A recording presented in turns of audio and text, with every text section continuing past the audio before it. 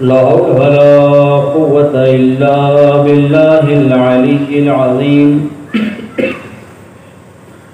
أعوذ بالله من الشيطان الرجيم. بسم الله الرحمن الرحيم. الحمد لله رب العالمين والعاقبة للمتقين والجنة للموحدين والنار للعاصين والصلاة والسلام على أشرف الأنبياء والمرسلين سيدنا ونبينا وشفيع ذنوبنا وطبيب نفوسنا مولانا أبي القاسم محمد وعلى آله الطيبين الطاهرين المعصومين المظلومين المنتجبين المنتخبين لا سيما حجة الله على أرضه إمام زماننا هذا عجل الله تعالى فرجه الشريف ولعنة الله على أعدائهم أجمعين. أما بعد فقد قال الله تبارك وتعالى في الكتاب المبين وقوله الحق. بسم الله الرحمن الرحيم. كل نفس ذائقة الموت. وأيضا قال الله تعالى كل من عليها فان ويبقى وجه ربك ذو الجلال والإكرام. صلوات پڑھیں محمد.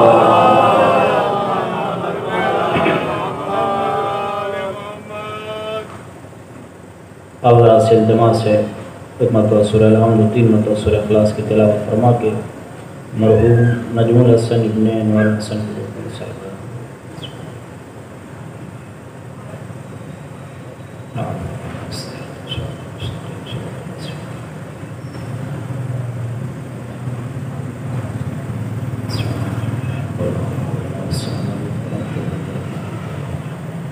بسم اللہ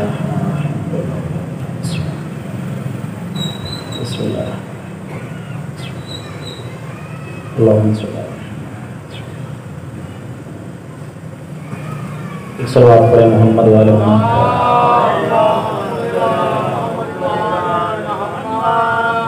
ایک اور صلوات پڑھیں محمد والے محمد.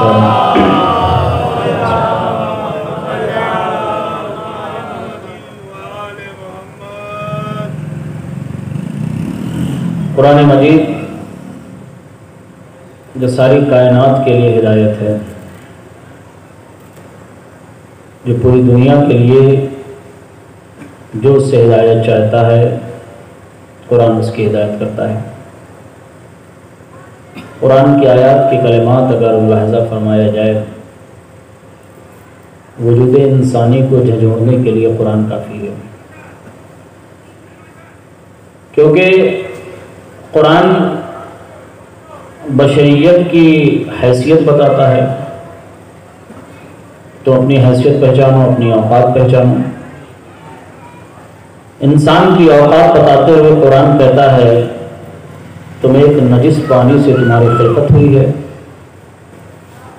تمہیں گندے پانی کی حیثیت تمہاری ہے، ابتدا تمہارا نطفہ ہے، لوتھڑا ہے، پھر میں نے اسی کو جسم کی شکل دی،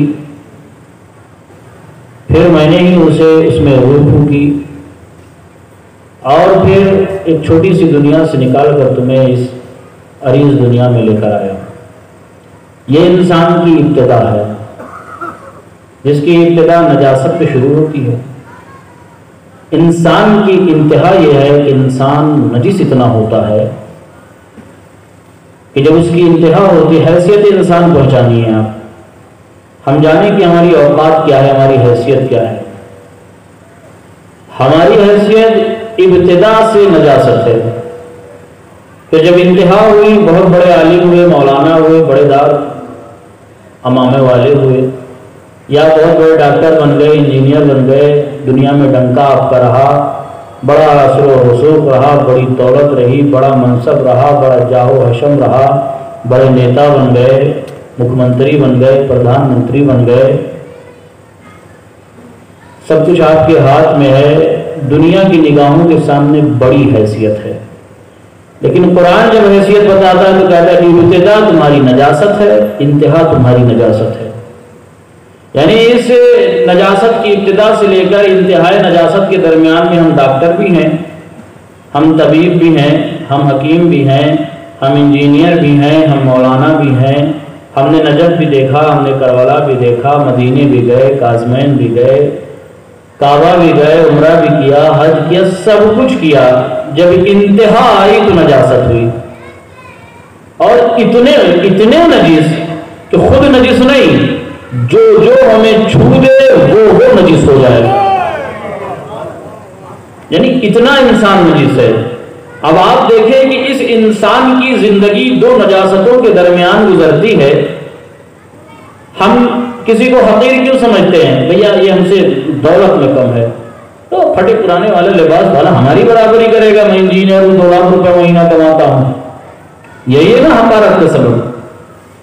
ارے میں یہاں وہاں پڑھ کے آیا، امریکہ لندن ایک کر ڈالا، اور یہیں کی کسی یونیورسٹی سے پڑھا ہوا لڑکا ہے، ہماری برابری کرے گا؟ یہ جوڑا صاحب ڈاکٹر ہے، میں بہت بڑا ڈاکٹر، یہ میری برابری کرے گا؟ حقارت ہوتی ہے نا، اسی چیز پہ حقارت ہوتی ہے۔ لیکن اگر ہماری ابتدا اور انتہا دیکھ لیجئے، بھئی آپ بھی نجاست سے ہیں، ہم بھی نجاست سے ہیں، آپ بھی مریں گے نجیس ہوں گے، ہم بھی مریں گے نجیس ہوں گے، تو جب ابتدا اور انتہا دونوں برابر ہے، گھمنڈ کس پر ہے؟ غرور کس چیز کا ہے؟ کس چیز پہ تکبر ہے آپ کو؟ کس چیز پہ؟ بڑے امامے پہ ہم گھمنڈ کر رہے ہیں، 2 کتابیں پڑھ لی اس لیے گھمنڈ کر رہے ہیں، 4 کتابیں ہم نے سیکھ لی اس لیے بہت بڑے طبیب بن گئے آپ، مثال کے طور پر اچھا چشمہ آپ پورے ڈمریا گنج میں بناتے ہیں، اس پہ گھمنڈ ہے۔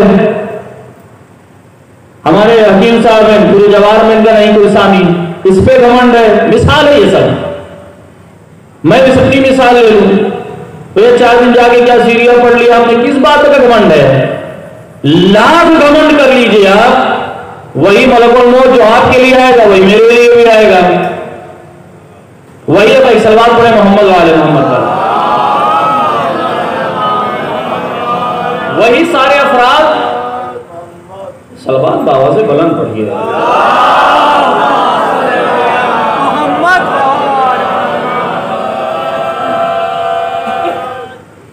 حقیقت میں صلوات کا بڑا رتبہ ہے،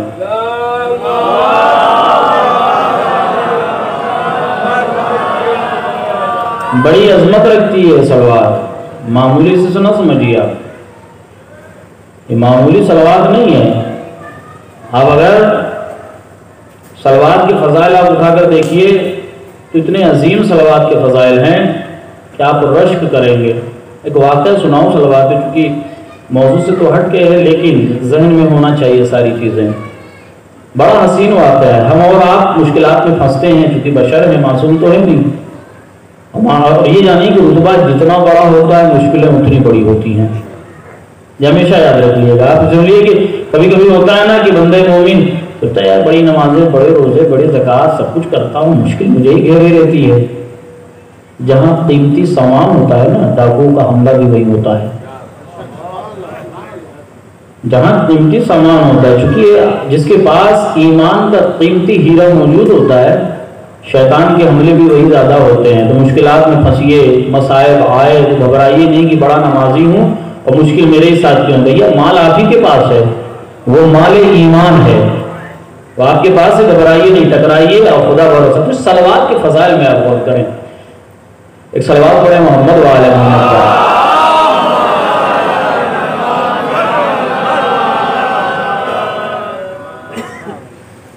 قبلہ آگے آئیں۔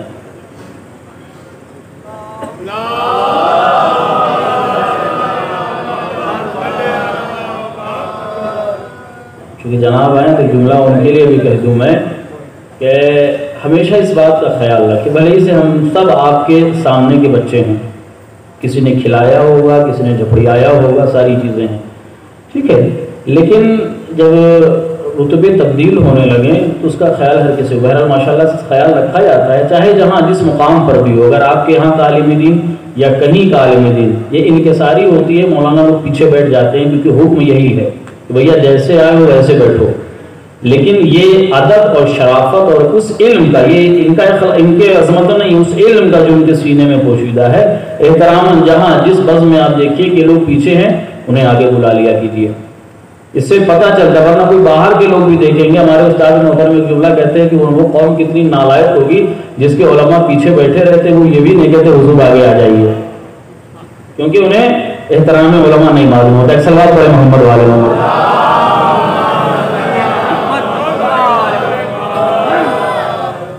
یہ صلوات جو بڑی حقیقت میں آپ دیکھیں گے، یہ صلوات کی بڑی اہمیت ہے.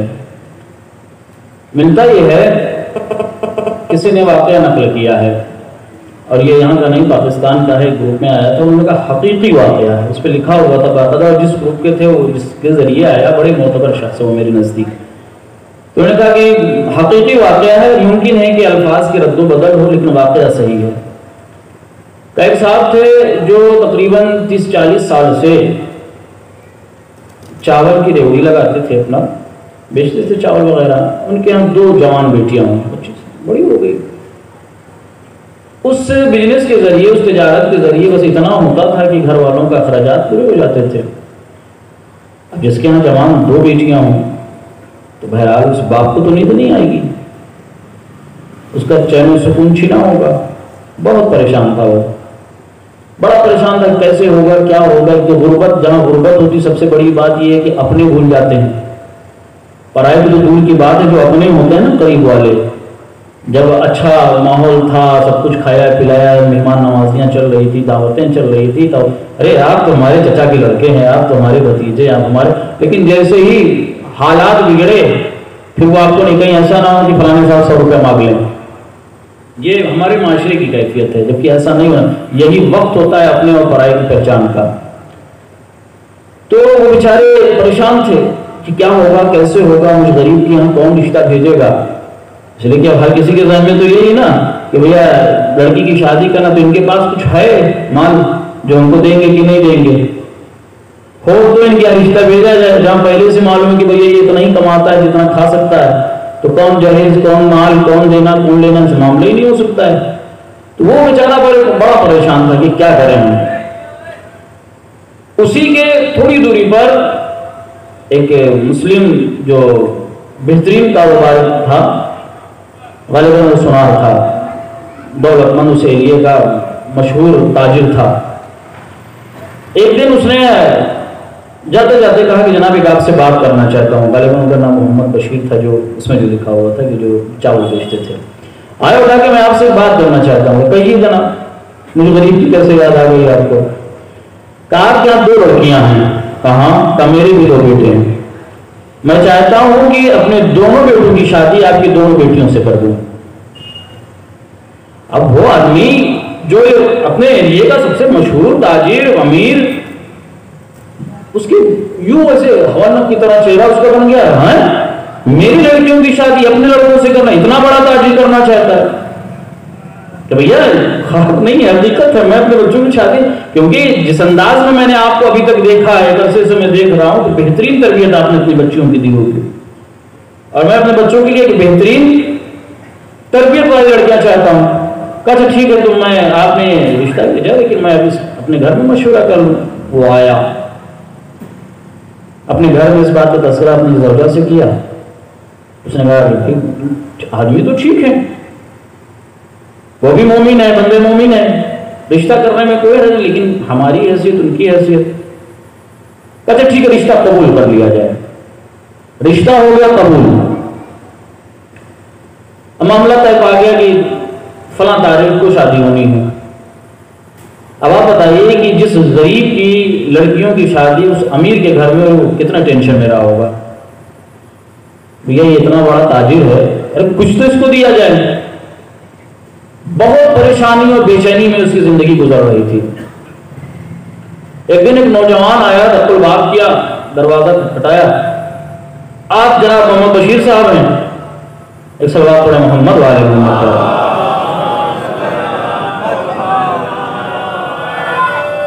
آپ جناب محمد بشیر صاحب ہیں؟ ہاں جی جی، آپ سے کچھ باتیں کرنی تھی، فرمائیں۔ بس چند لمحے میں آپ کے ساتھ بیٹھنا چاہتا ہوں، آئیے آئیے، لے گئے حجرے میں بیٹھے ہوئے، سلام دعا خیر و خیریت کے ساتھ آپ ہی وہ چاول کے جو، جب وہ نوجوان مطمئن ہو گیا کہ ہاں میں صحیح جگہ پہ پہنچا ہوں، تو اس نے کہا کہ آپ کے گھر، وہ بشیر صاحب بتاتے ہیں کہ میں نے اس کے پہلے اس نوجوان کو کبھی نہیں دیکھا تھا، میں اس کو پہچانتا نہیں تھا۔ سلام دعا خیر و خیریت کے بعد وہ کہتا ہے کہ آپ کے گھر میں لڑکیوں کی شادی ہے؟ کہا ہاں۔ آپ پریشان بھی ہیں؟ کہا پریشان ہوں۔ کہا میں آپ کی پریشانی کا حل لے کے آیا ہوں۔ تو بتائیے کیا کون سا ہے؟ اس نے بریف کیس لیا اور سامنے ڈال دیا مجھے، کہا یہ پیسہ ہے، پریشانی آپ کے ساتھ جو مشکل تھی کہ بھئی پیسہ کہاں سے آئے گا، کیسے شادی ہوگی، یہ پیسہ ہے۔ وہ کہتے ہیں کہ پاکستانی کے اعتبار سے 30 لاکھ روپے تھا۔ اس نے دیکھا، وہ حیرت زدہ، بھئی آپ کون ہیں، کیوں نہیں مدد کرنا چاہتے؟ یہاں 5-10 ہزار 500 روپے مانگ لیے دم نکلنے تک، مانگنے کے بعد یہاں 30 لاکھ روپے مثال کے طور پہ انڈیا تو کم سے کم 15 لاکھ روپے ہوا ہوگا۔ کون ہیں آپ؟ اس کے پہلے میں نے آپ کو کبھی نہیں دیکھا، میں آپ کو جانتا نہیں ہوں، آپ کیوں میری مدد کرنا چاہتے ہیں؟ اس نے کہا وہ پہلے بات بتاؤں گا، ایک سوال میرا آپ سے ہے۔ کہا کیا؟ کہا یہ بتائیے کہ آپ کون سا نیک عمل انجام دیتے ہیں اپنی زندگی میں مسلسل؟ اس نے کہا بھیا کچھ نہیں، کہاں اتنا موقع صبح شام لگا رہتا ہوں کہ کسی طرح سے یہ مل جائے تو گھر والوں کے لیے اپنا نماز وغیرہ پابندی سے ادا کروں، کچھ تو بتائیے، کچھ تو ایسا ہے کہ جس کی بنا پر میں یہاں آپ کے پاس آیا ہوں، اور آیا نہیں بھیجا گیا ہوں۔ بہت اس نے غور کیا، کہا ایک کام میں 40 سال سے مسلسل کرتا چلا آ رہا ہوں۔ کہا کیا؟ کہا کہ میں نے اپنی زندگی میں معین کر لیا ہے کہ کم از کم ایک تسبیح ہی صحیح خانوادہ پیغمبر کو ضرور بھیجوں گا۔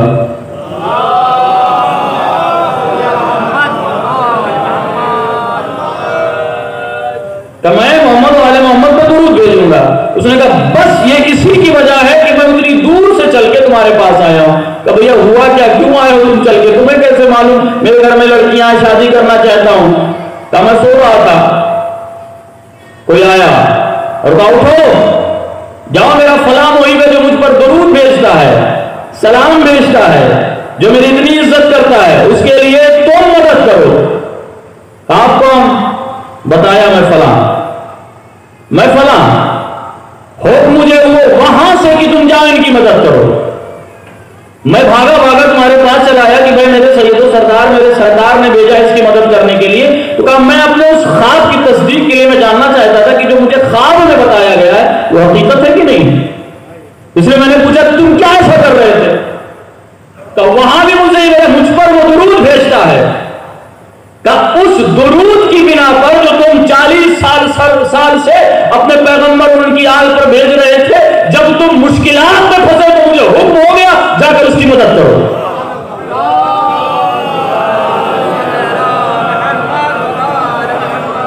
سمجھ میں؟ یعنی ایک چھوٹی سی چیز جسے آپ دیکھ رہے ہیں تو جملہ ہے اللہم صلی علی محمد وعلی محمد، اسے چلتے پھرتے اگر آپ ہم تسبیح کرتے رہیں تو پھر مشکلات آتی رہیں، مسائب آتے رہیں، اس لیے کہ ہمارے پاس تو بہترین اسلحہ ہے۔ ان مشکلات سے بچنے کے لیے، ان مسائل سے بچنے کے لیے ہم اپنے وجود کو بخش دیں ان کے لیے، ان کی تعریف، ان کی تمدیح اور ان کے حمد کے لیے، ان کے درود کے لیے۔ اس درود کا اتنا بڑا اثر، اتنی بڑی مشکل لمحوں میں ختم ہو گئی۔ اس درود سے بہرحال جہاں موقع ملے اپنے حساب سے کم از کم عمومی طور پر بزرگان اس عمل کو انجام دیتے ہیں، لیکن وہ آخری لمحات میں انجام دیتے ہیں کہ بھیا جب آپ ریٹائرڈ ہو گئے، کوئی کام کاج نہیں، تو چلیے بھیا استغفار کی تسبیح کر لیں، درود کی نہیں، یہ نوجوانی سے شروع کریں، بچوں کو بتائیں یہ ساری چیزیں، سلوات پڑھیں محمد والے محمد۔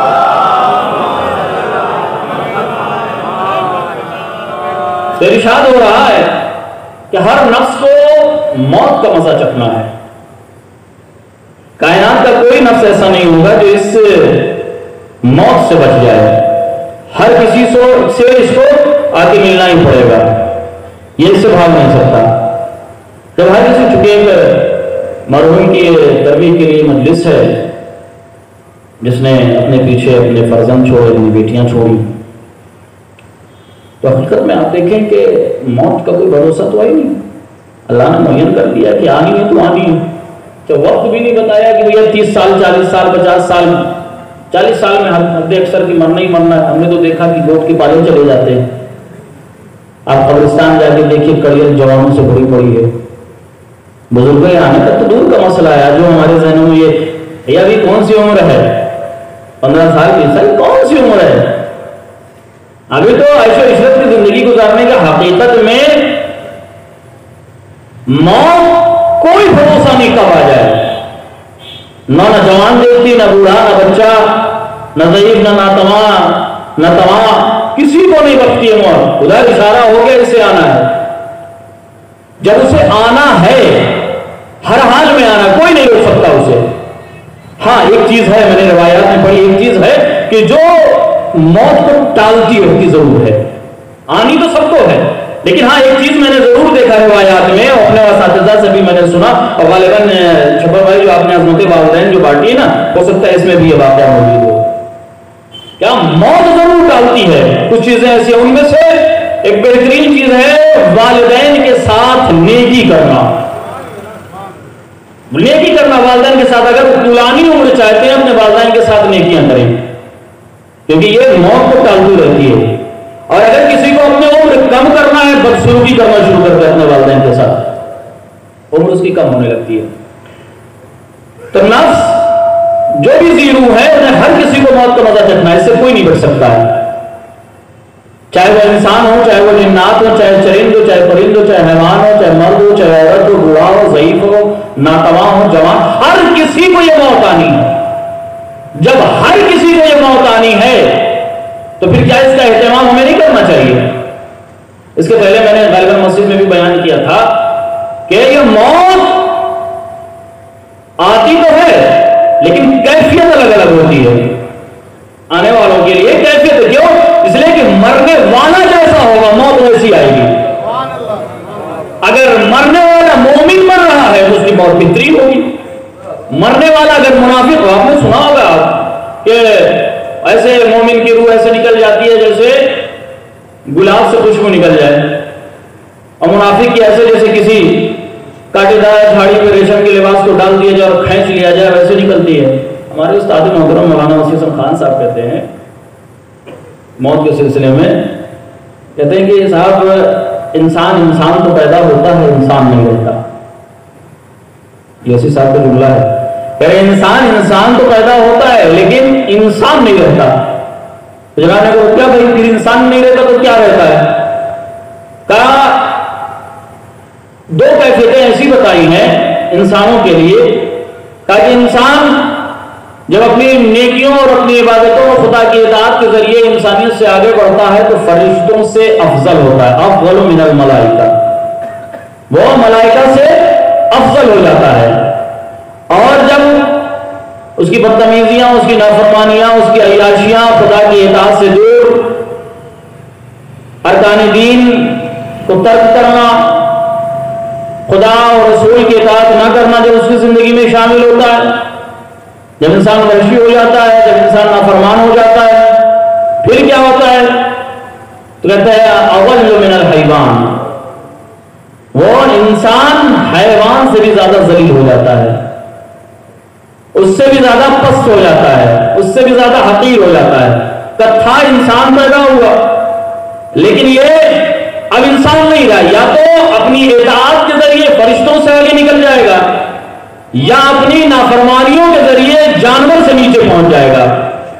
کہیے جب جانور کے نیچے والا جب مرتا ہے تو اس کی کیفیت یہ ہوتی ہے کہ ویسے ہی جیسے کسی ریشم کو جھاڑی دار چیزوں پر، اس چیزوں پر جس پہ کانٹے لگے ہوئے ڈال کر کھینچ لیا جائے، ویسے ہی اس انسان کے جو نافرمان اور اطاعت کرنے والا نہیں ہوتا ہے، اس کے جسم سے روح ویسے ہی نکلتی ہے جیسے اس ریشم سے کانٹے پر ڈال کر اسے کھینچ لیا گیا ہے. اور مومن والے معاملہ کیا ہے؟ اچھا مومن کا مسئلہ نہیں، یہ بھی سرکار کا جملہ ہے. اب فرماتے ہیں چونکہ اب یہ فرشتوں سے افضل ہو گیا ہے، فرشتہ نہیں رہا. فرشتہ ہونا کمال نہیں ہے. ہمارے درمیان جو ہے نا فرشتہ اور حیوان. فرشتہ جسے اللہ نے عقل دی، شہوت نہیں دی. حیوان جسے شہوت دی، عقل نہیں دی. حضرت انسان جسے شہوت بھی دی، عقل بھی دی ہے.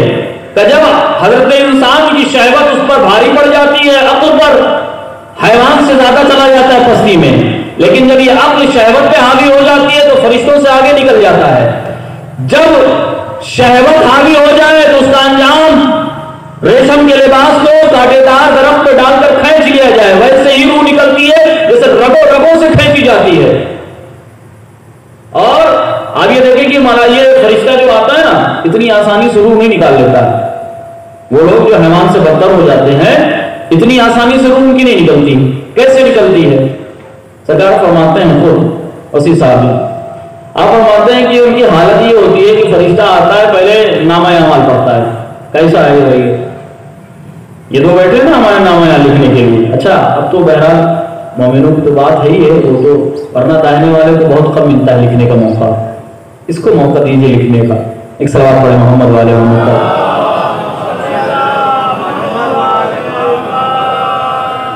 یہ تو اپنا مصروف رہتا ہے کام میں، لکھنے والا فرشتہ. ان صاحب کو بہت ہی کم موقع ملتا ہے، آرام سے سکون سے ٹیچروں والی زندگی گزارتے ہیں جناب. بہرحال تو آپ دیکھیں کہ جب یہ آتے ہیں نا نامہ اعمال دونوں سے لیتے ہیں، یہ تم دکھاؤ تم دکھاؤ. اب پڑھنا شروع ہوا، دیکھا کہ یہ تو پستی میں چلا گیا ہے. حیوان کو بھی اس نے پیچھے چھوڑ دیا. حیوان کو جب ایسے افراد کے ساتھ نامہ اعمال جب پڑھتے ہیں، سانپ کسی گوشت کو قیمہ کر دے، جیسے قصاب گوشت کو قیمہ کر دیتا ہے.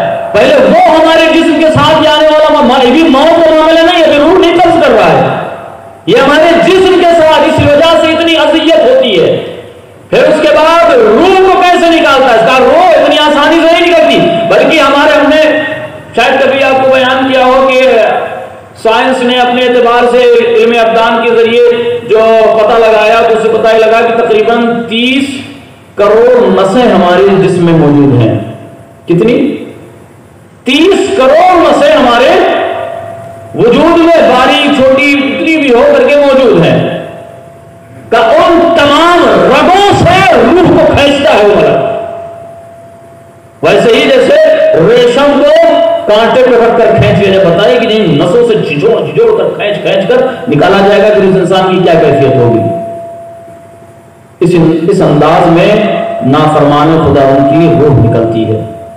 لیکن جب یہی انسان فرشتوں سے افضل ہو جاتا ہے تو آپ بتائیے روح نکالنے والا کون ہے؟ فرشتہ ہے نا. روح نکالنے والا فرشتہ ہے جس کی نکالی جا رہی ہے روح. وہ کون ہے؟ وہ جو فرشتوں سے آگے نکل گیا ہے. اب جو آ رہا ہے روح نکالنے کے لیے اسے معلوم ہے کہ جس کی روح نکال رہا ہو وہ مجھ سے افضل ہے. آ جاتا ہے نا کہ بھئی آپ بہترین بشر ہیں، افضل ہیں، خلائق میں بہتر ہیں. لیکن ایسا نہیں کہ ہر کوئی بہتر ہے. وہی بہتر ہے جو اپنے اعمال اور اپنے کردار کے ذریعے فرشتوں سے آگے نکل گیا. وہ لوگ نہیں بہتر ہیں جو حیوان کے مانند یا حیوان سے پست ہو گئے. اب وہ آنے والا جب یہ دیکھتا ہے کہ بھائی یہ اس کے اعمال میں نیکیاں اطاعت کی اطاعت، فرما برداری ہے، گناہ بہت کم سے ہے، یہ فرشتوں سے آگے نکل گیا. اب آپ بتائیے کہ جس سے افضل ہے، جس کی روح نکالی جا رہی ہے، وہ فرشتہ کس انداز میں ہے؟ جناب میں آپ کی خدمت میں آیا اور روح نکالنا چاہتا ہوں. اور پیار سے ویسے ہی جیسے خوشبو پھول سے نکل جاتی ہو. بڑی آسان طریقے سے جناب آیا ہوں، چلنا چاہتے ہیں. ویسے ہمارے پاس تو ویسے ہی جیسے جناب موسیٰ سے کہہ رہے تھے آیا ہوں آپ کے پاس روح قبض کرنے کے لیے. جناب موسیٰ نے وہ ڈسٹرب کرنا، مولانا عطا عباس صاحب کہتے ہیں اتنا ڈسٹرب کر دیا جناب موسیٰ کو ملک الموت کو جناب موسیٰ نے. تو کہتا بھئی آپ یہیں رہیے، میں جا کے وہاں خبر کر دیتا ہوں کہ یہ آنے والے نہیں ہیں. یہ مومنوں کے ساتھ یہ حسین انداز ہوتا ہے، بڑا حسین انداز ہوتا ہے. ملائک جب یہ ملک الموت آتا ہے تو شرط یہ ہے کہ انسان مؤمن ہو، اپنے آپ کو گناہوں میں، حقیقت میں ہم معصوم نہیں ہیں، گناہ ہوتے ہیں، گناہ ہونا چاہتے ہیں ہم سے، لیکن بچایا جا سکتا ہے. اگر کوئی گناہ ہو گیا تو توبہ کا دروازہ وہاں ہے.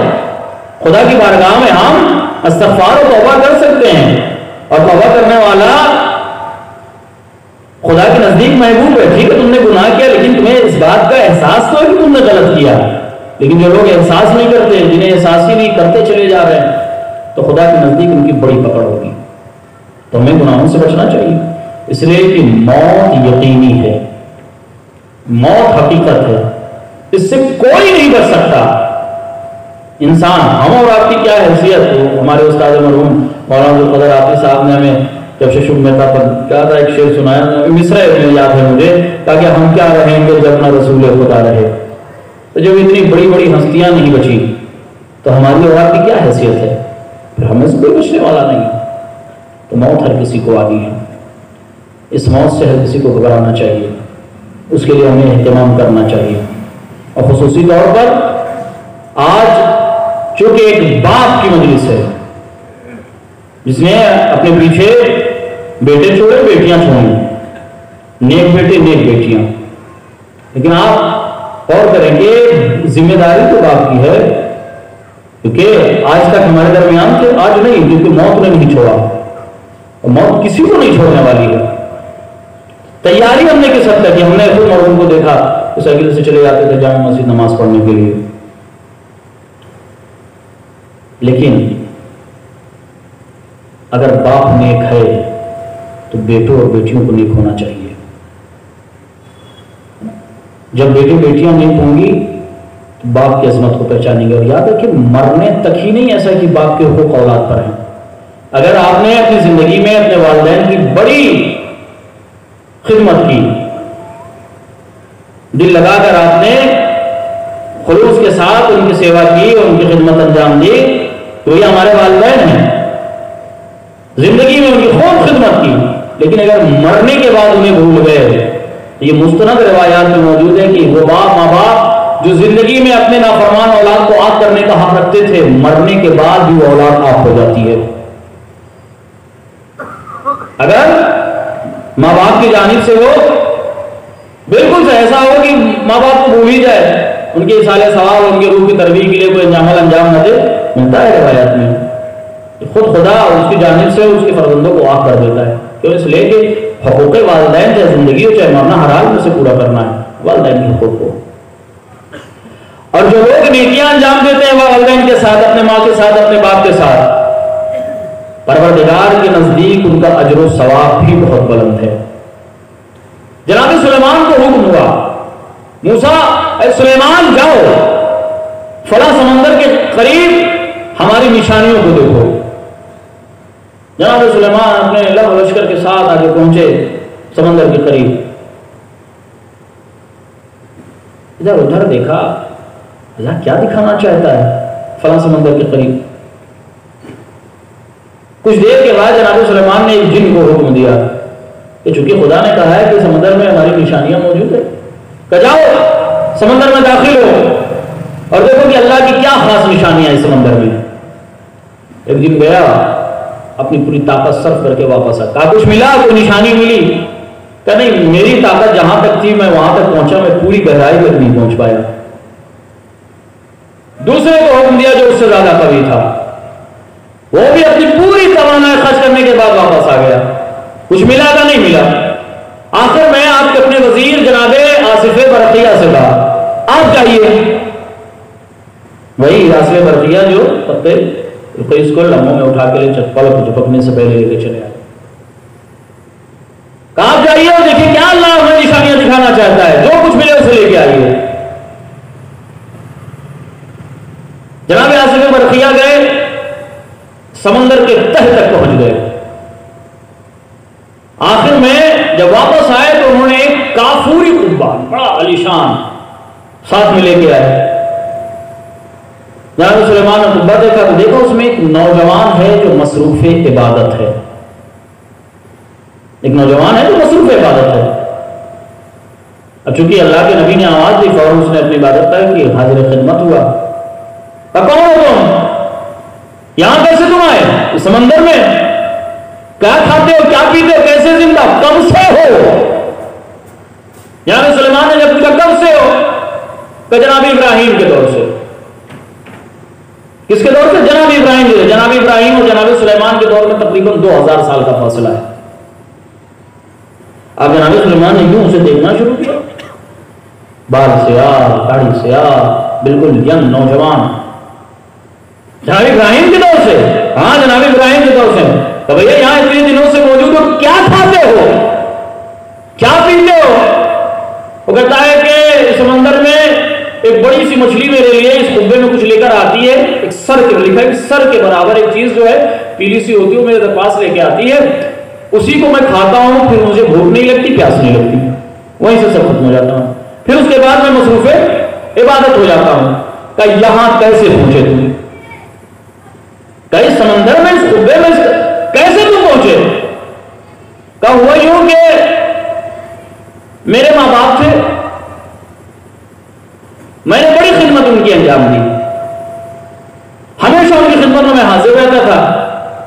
ایک دن میری ماں اس دنیا سے رحلت کر گئی، لیکن جاتے جاتے اس نے مجھے دعا کی کہ خدا تمہیں نیک وقت کرے اور تمہاری عمر کو دراز کرے. ماں دنیا سے رحلت کر گئی، باپ بچے وہ بھی نابینا ہو گئے، ایک آنکھ ضائع ہو گئی، دوسرے آنکھ سے بھی کم دکھائی دیتا تھا. تو میں بھی ان کی خدمت میں ہمیشہ لگا رہتا تھا. ایک دن ان کی بھی حالت خراب ہوئی، وہ بھی اس دنیا سے جانے لگے. جاتے جاتے انہوں نے بھی وہی دعا دی جو میری ماں نے دعا دی، تمہیں خدا نیک وقت کرے اور تمہاری عمر کو دراز کرے. میں ان کو دفن کر کے آ رہا تھا کہ میں نے سمندر کے کنارے اس قبے کو دیکھا. اس قبے کو دیکھا، اتنا حسین قبہ تھا کہ میں اپنے آپ کو روک نہ سکا اور دیکھنے کے لیے اسے میں اندر داخل ہو گیا. جیسے میں اس اندر میں داخل ہوا، قبہ خود ہوا میں بلند ہوا اور اس سمندر میں آ گیا. سمندر میں آ گیا. تب سے لے کر آج تک میں اس قبے میں موجود ہوں. میرا رزق فلاں مقام سے ملتا ہے، فلاں مچھلی آتی ہے مجھے دیتی ہے، میں کھاتا ہوں، وہی میرے پانی کا بھی ضرور، میری پیاس ختم ہو جاتی ہے، بھوک مٹ جاتی ہے. میں خدا کی بارگاہ میں پھر اپنی تسبیح و تحلیل میں مصروف ہو جاتا ہوں. یہ جناب اس کے بعد یہ نہیں ملا کہ کب تک یہ زندہ. جناب پھر اس کے بعد جناب سلیمان جو آئے آصف برقیہ لے کر آئے تھے، تو انہوں نے کہا کہ اچھا تم نے اتنے عرصے سے یہاں پر عبادت کی ہے، کیا چاہتے ہو کہ تم میرے ساتھ میرے ساتھیوں میں سے ہو جاؤ یا تمہیں دوبارہ وہیں بھیج دوں؟ تو کہا نہیں، مجھے وہیں بھیج دیجیے. اب اس کے بعد واقعہ نہیں ختم ہو جاتا، مجھے نہیں معلوم کہ اس کے بعد کیا ہوا، باقی ہے نہیں باقی ہے. بہرحال جناب سلیمان نے اسے دوبارہ سمندر میں اس جامعہ سے برقیہ کو حکم دیا کہ اسے قبے کو لے جا کر سمندر میں ڈال دو جہاں سے لائے تھے. وہ وہاں پر پہنچ گئے. ماں نے کیا کہا تھا؟ خدا تمہیں نیک وقت کرے اور خدا تمہاری عمر کو دراز کرے. باپ نے کیا کہا؟ خدا تمہیں نیک وقت کرے، خدا تمہاری عمر کو دراز کرے. اب یہاں پر ایک جملہ میں کہنا چاہتا ہوں کہ اولاً ماں باپ کی دعائیں جو نکلتی ہیں وہ بیٹے کے حق میں مستجاب ہوتی ہے. ماں باپ کے دل میں جو دعائیں نکل، اچھا ماں باپ یہ دو کائنات کی عظیم ایسی ہستیاں ہیں، لاکھ تکالیف بچہ دیتا ہے، بد دعا جلدی نہیں نکلتی، بڑی مشکلات کے ساتھ، پھر بھی وہ اے خدا میرے بچوں کو خیر کرنا، سلامت رکھنا.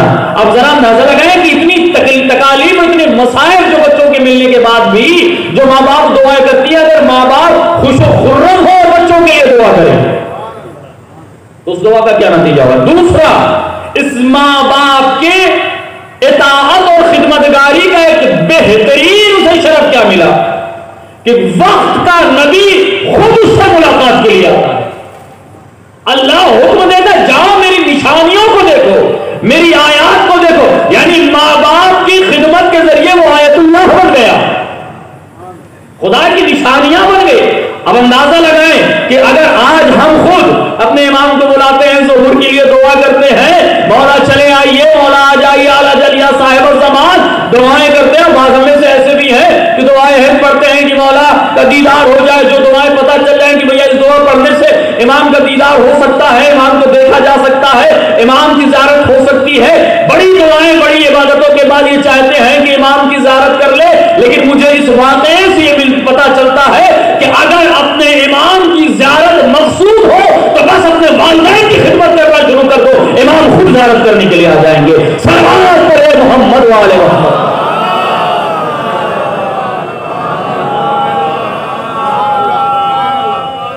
ایک اور صلوات پڑھے محمد وآل محمد.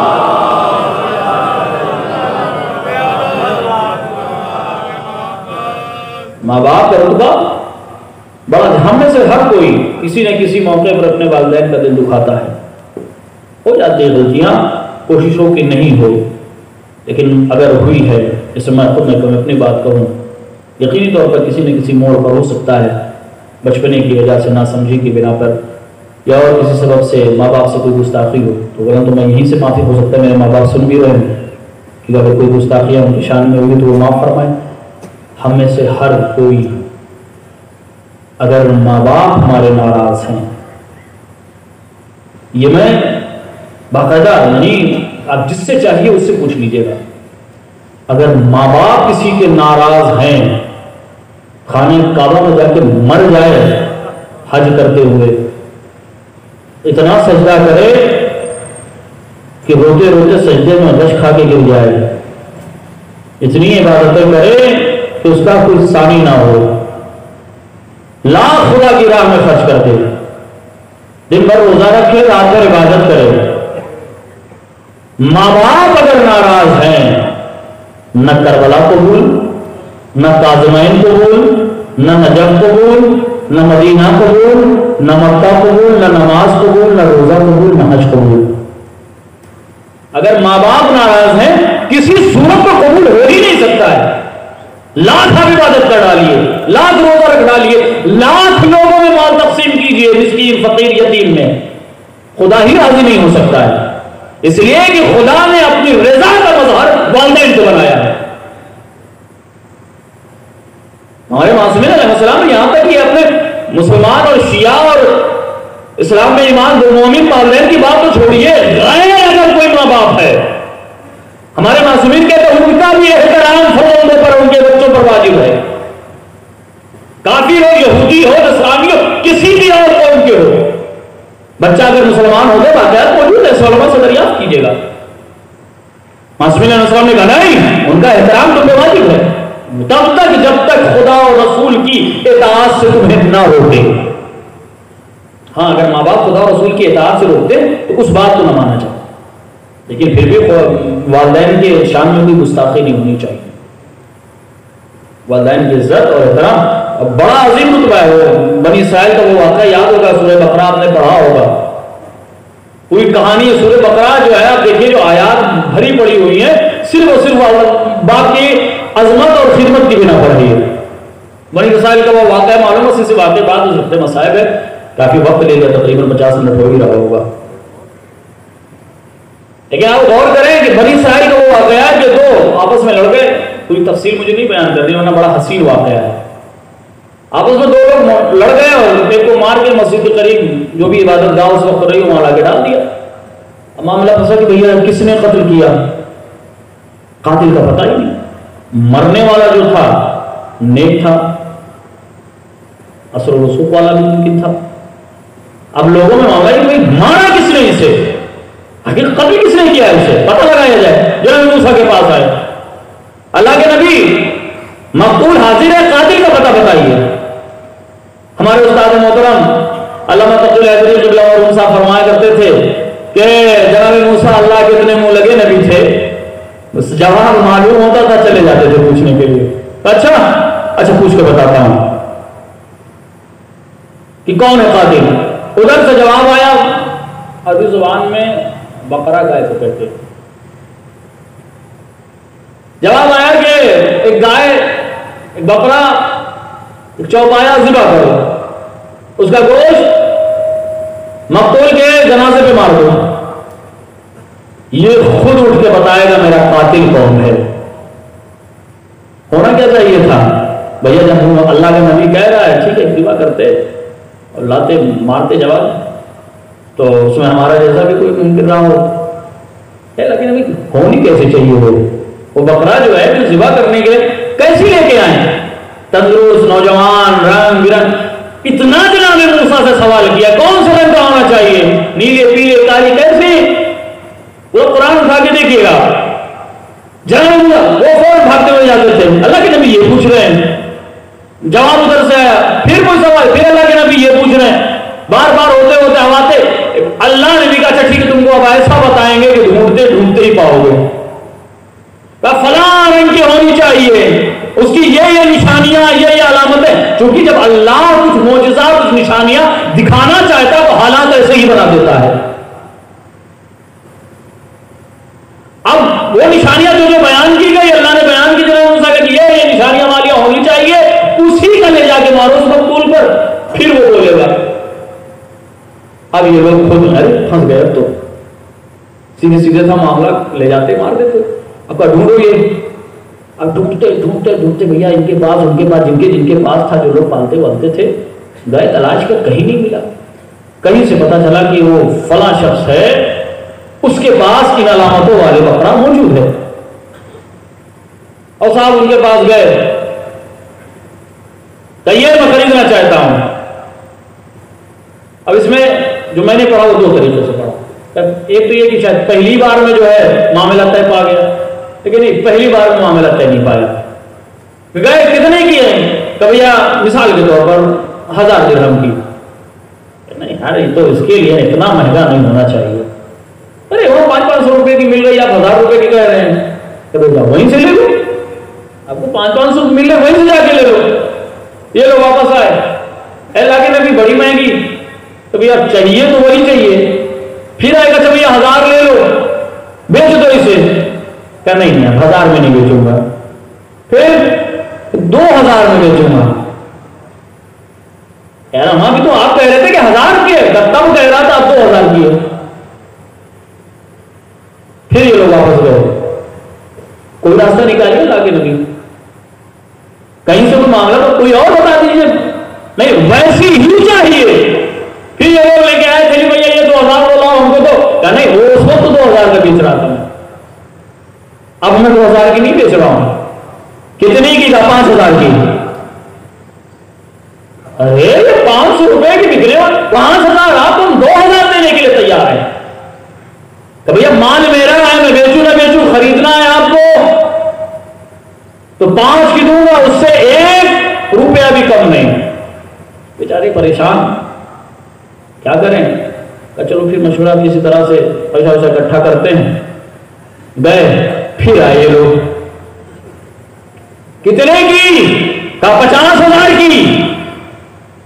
اب آپ بتائیے جو مال ابھی تک 1000 میں دینے کے لیے تیار تھا، وہ کہہ رہا 50,000 چاہیے مجھے. کیا کیفیت ہوئی ہوگی؟ بنی اسرائیل کی یہ قوم اکٹھا کر رہے، یہاں وہاں سے، یعنی سب سے مہنگی قیمت میں جتنے میں بیچ سکتا تھا.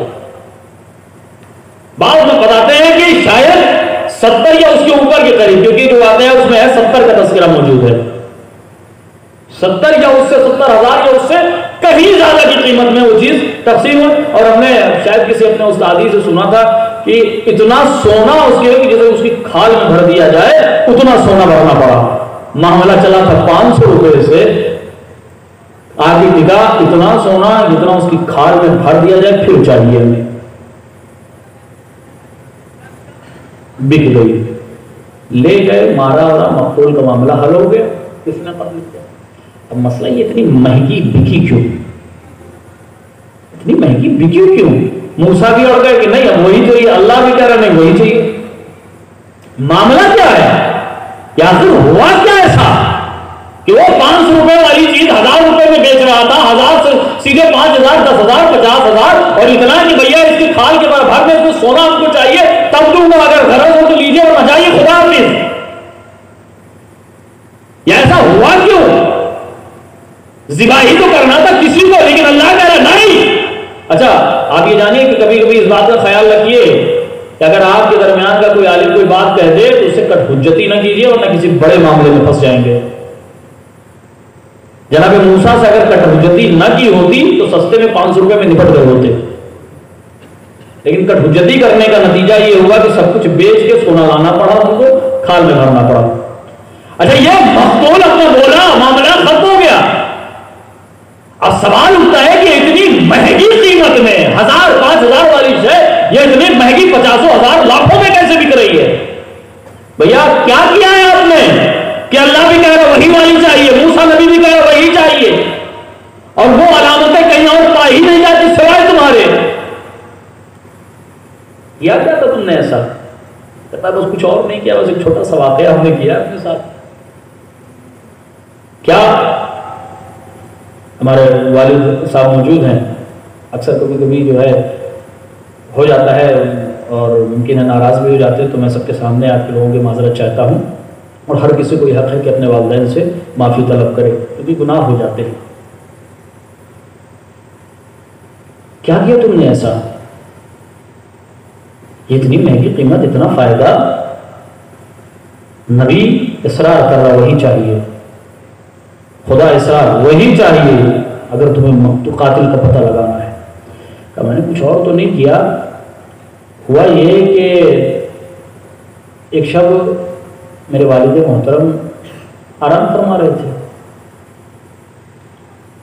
ایک شخص آیا ایک تجارت کا سامان لے کر جس کی قیمت 70,000 تھی، لیکن وہ اس شے کو بہت ہی کم قیمت میں بیچنا چاہتا تھا، لیکن اس کی شرط یہ تھی کہ پیسہ فوراً دیا جائے۔ شرط کیا تھی؟ پیسہ فوراً، تاکہ اگر میں اس کو خرید لیتا تو ایک بھاری قیمت کا مجھے فائدہ ہوتا، لیکن میں نے نہیں خریدا۔ کیوں نہیں خریدا آپ نے؟ کہ ہوا یوں کہ وہ کہہ رہا تھا پیسہ مجھے فوراً، معاملہ طے ہو گیا کہ بھئی آپ اتنے میں بیچنا چاہتے ہیں، میں اتنے میں خرید لوں گا، لیکن تھوڑا انتظار کر لو، کچھ دیر کے بعد، کچھ گھنٹے کے بعد میں آپ کو قیمت دے دوں گا۔ نہیں، کچھ گھنٹہ نہیں، اگر آپ کو، مجھے چونکہ اشد و ضرورت ہوتا نہیں، کبھی کبھی انسان مشکل میں پھنس گیا، مجبوری کی کیفیت میں لوگ مجبوری کا فائدہ بھی اٹھاتے ہیں، مجبوری میں پھنس گیا معاملہ، اب وہ زمین جو 1,00,000-2,00,000 روپے منڈی بکنی چاہیے تھا، وہ کہے بھیا 70,000 میں لے لیجیے آپ، 80 میں، کیونکہ مجھے پیسے کی ابھی ضرورت ہے، کل 2,00,000-4,00,000 میں بکنی ہے، ٹھیک ہے، مجھے 2-4 مہینے کا انتظار کرنا پڑا، لیکن مجھے پیسے کیوں؟ اس لیے کہ میرا بیٹا ہے بیمار پڑا ہوا ہاسپٹل میں، اس کی مجھے دواؤں کی ضرورت ہے، میرے پاس پیسہ موجود نہیں ہے سوائے اس کے کہ میں اس زمین کو بیچوں، تو جو اس کی قیمت مل جائے، لیکن مجھے فوراً چاہیے، کہ وہ اس بات کو اصرار کر رہا تھا کہ مجھے پیسہ فوراً چاہیے۔ اس نے کہا یہ نہیں ہو سکتا۔ کہا کیوں؟ کہا اس لیے کہ پیسہ جہاں رکھا ہوا ہے، جس صندوق میں پیسہ موجود ہے، اس کی چابی میرے بابا کے تکیے کے نیچے ہے، اور میرا بابا آرام کر رہا ہے، سو رہا ہے، میں اگر اس چابی کو لینا چاہتا ہوں تو پہلے اسے جگاؤں، پھر اس چابی کو لوں، تب تمہیں قیمت دوں۔ تو میں ایسا کر نہیں سکتا، میں اپنے باپ کے آرام میں خلل نہیں کر سکتا، چاہے نقصان ہوتا ہے تو ہو جائے، اگر نقصان ہوتا ہے تو ہو جائے۔ کہ ایک چھوٹے سے نقصان کو اس نے اس لیے برداشت کیا کہ باپ کے آرام میں کہیں سے کوئی خلل نہ پیدا ہونے پائے، باپ کے عزت و وقار کا اس نے خیال رکھا۔ خدا نے کہا کہ اگر تم نے میرے ایک ادنے سے بندے جو میں نے تمہارے لیے ایک باپ کی حیثیت رکھی ہے، اس کا تم نے اتنا احترام کیا کہ تم نے اس کی نیند کو توڑنا گوارا نہیں کیا، تو اب جو تم نے نقصان اٹھایا ہے اس سے کہیں زیادہ تمہیں بہترین قیمت میں تمہیں دوں گا۔ تو پتہ یہ چلا کہ جو ہزاروں میں بکنے والی تھی اسے سونے میں تول کے بکنا پڑا، اس بنا پر کہ اس نے باپ کی حرمت کا خیال رکھا، باپ کی عزت کا خیال رکھا۔ اور جو لوگ نہیں رکھتے، یقیناً خطائیں ہوتی ہے، انسان خاکی پتلا ہے۔ کوششیں، کیونکہ بس ایک چھوٹا سا واقعہ ہو، کیونکہ یہ تو باپ کی خدمت کو نہ کرنے اور ماں باپ کے دل سے، کیونکہ یہ کسی گوشت کو قیمہ کر دے، جیسے بسار گوشت کو قیمہ کر دیتا ہے، پہلے وہ ہمارے جسم کے ساتھ جانے والا بھی موت کا معاملہ نہیں ہے، روح نہیں قبض کر رہا ہے، یہ ہمارے جسم کے ساتھ، اس وجہ سے اتنی اذیت ہوتی ہے۔ پھر اس کے بعد روح کو کیسے نکالتا ہے؟ اس کا روح اتنی آسانی سے نہیں نکلتی، بلکہ ہم نے شاید کبھی آپ کو بیان کیا ہو کہ سائنس نے اپنے اعتبار سے علم ابدان کے ذریعے جو پتہ لگایا، تو اسے پتہ لگا کہ تقریباً 30 کروڑ نسیں ہمارے جسم میں موجود ہیں۔ کتنی؟ 30 کروڑ نسیں ہمارے وجود میں، باری چھوٹی کتنی بھی ہو کر کے موجود ہیں، کہ ان تمام رگوں سے روح کو کھینچتا ہے وہ۔ ویسے ہی جیسے ریشم کو کانٹے پہ رکھ کر کھینچ کے بتائے کہ نہیں، نسوں سے جھجوڑ کر کھینچ کر نکالا جائے گا کہ اس انسان کی کیا کیفیت ہوگی۔ اس انداز میں نافرمان خداوند کی روح نکلتی ہے۔ لیکن جب یہی انسان فرشتوں سے افضل ہو جاتا ہے، تو آپ بتائیے روح نکالنے والا کون ہے؟ فرشتہ ہے نا؟ روح نکالنے والا فرشتہ ہے، جس کی نکالی جا رہی ہے روح وہ کون ہے؟ وہ جو فرشتوں سے آگے نکل گیا ہے۔ اب جو آ رہا ہے روح نکالنے کے لیے اسے معلوم ہے کہ جس کی روح نکال رہا ہو وہ مجھ سے افضل ہے۔ آ جاتا ہے نا کہ بھئی آپ بہترین بشر ہیں، افضل ہیں، خلائق میں بہتر ہیں، لیکن ایسا نہیں کہ ہر کوئی بہتر ہے۔ وہی بہتر ہے جو اپنے اعمال اور اپنے کردار کے ذریعے فرشتوں سے آگے نکل گیا۔ وہ لوگ نہیں بہتر ہیں جو حیوان کے مانند یا حیوان سے پست ہو گئے۔ اب وہ آنے والا جب یہ دیکھتا ہے کہ بھائی یہ اس کے اعمال میں نیکیاں ہی نیکیاں، اطاعت ہی اطاعت، فرما برداری ہے، گناہ بہت کم سے ہے، یہ فرشتوں سے آگے نکل گیا۔ اب آپ بتائیے کہ جس سے افضل ہے، جس کی روح نکالی جا رہی ہے، وہ فرشتہ کس انداز میں ہے؟ جناب میں آپ کی خدمت میں آیا اور روح نکالنا چاہتا ہوں، اور پیار سے، ویسے ہی جیسے خوشبو پھول سے نکل جاتی ہو۔ بڑی آسان طریقے سے جناب آیا ہوں، چلنا چاہتے ہیں، ویسے ہمارے پاس تو ویسے ہوئی جیسے جناب موسیٰ سے کہہ رہے تھے آیا ہوں آپ کے پاس روح قبض کرنے کے لیے۔ جناب موسیٰ نے وہ ڈسٹرب کرنا، مولانا طارق صاحب کہتے ہیں اتنا ڈسٹرب کر دیا جناب موسیٰ کو ملک الموت کو جناب موسیٰ نے، تو وہ کہتا بھئی آپ یہیں رہیے، میں جا کے وہاں خبر کر دیتا ہوں کہ یہ آنے والے نہیں ہیں۔ یہ مومنوں کے ساتھ یہ حسین انداز ہوتا ہے، بڑا حسین انداز ہوتا ہے۔ ملائک جب یہ ملک الموت آتا ہے تو شرط یہ ہے کہ انسان مؤمن ہو، اپنے آپ کو گناہوں، حقیقت میں ہم معصوم نہیں ہیں، گناہ ہوتے ہیں، گناہ ہونا یقینی ہے ہم سے، لیکن بچایا جا سکتا ہے۔ اگر کوئی گناہ ہو گیا تو توبہ کا دروازہ وہاں ہے، خدا کی بارگاہ میں ہم استغفار و توبہ کر سکتے ہیں، اور توبہ کرنے والا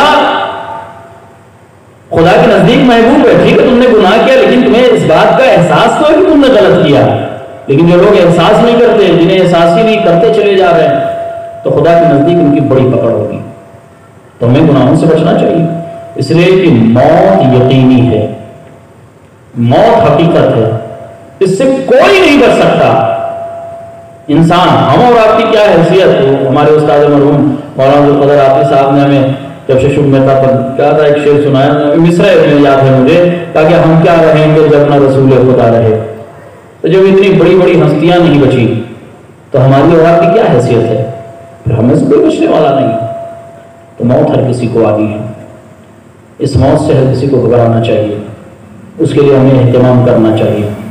اور خصوصی طور پر آج چونکہ ایک باپ کی مجلس ہے جس نے اپنے پیچھے بیٹے چھوڑے، بیٹیاں چھوڑیں، نیک بیٹے نیک بیٹیاں، لیکن آپ غور کریں گے ذمہ داری تو باپ کی ہے، کیونکہ آج تک ہمارے درمیان تھے، آج نہیں، کیونکہ موت نے نہیں چھوڑا، اور موت کسی کو نہیں چھوڑنے والی ہے۔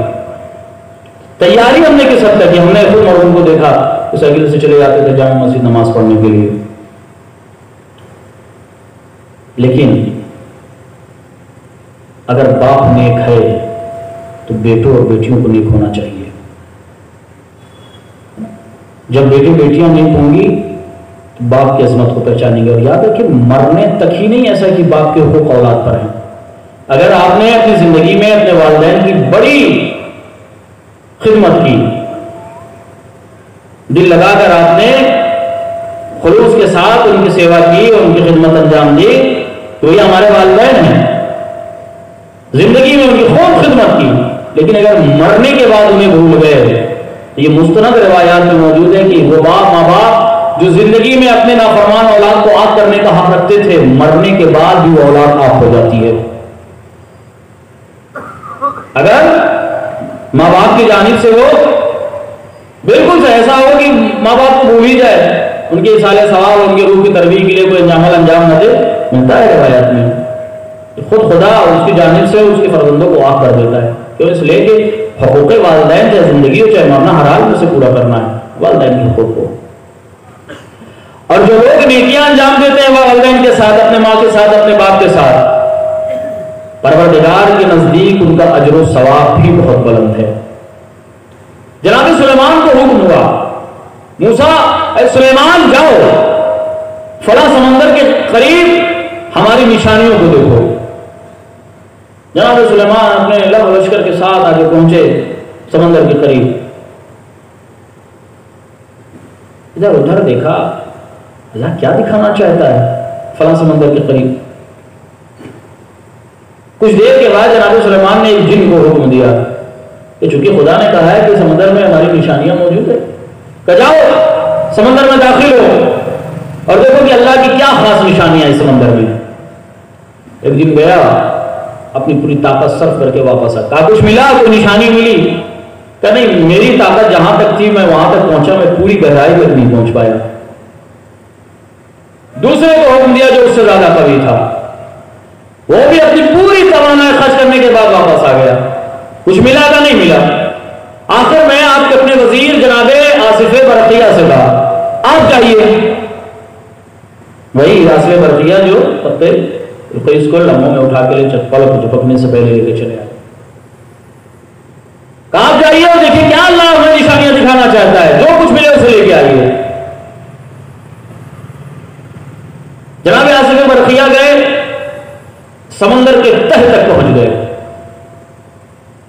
آخر میں جب واپس آئے تو انہوں نے ایک کافوری قبہ بڑا عالیشان ساتھ میں لے کے آئے. جناب سلیمان نے قبہ دیکھا تو دیکھا اس میں ایک نوجوان ہے جو مصروف عبادت ہے. ایک نوجوان ہے جو مصروف عبادت ہے. اب چونکہ اللہ کے نبی نے آواز دی، فوراً اس نے اپنی عبادت کر کی، حاضر خدمت ہوا.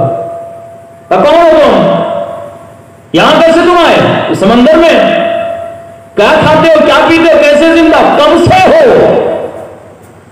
یعنی سلیمان نے جب پوچھا کب سے ہو، کہ جناب ابراہیم کے دور سے. کس کے دور سے؟ جناب ابراہیم کے. جناب ابراہیم اور جناب سلیمان کے دور میں تقریباً 2000 سال کا فاصلہ ہے.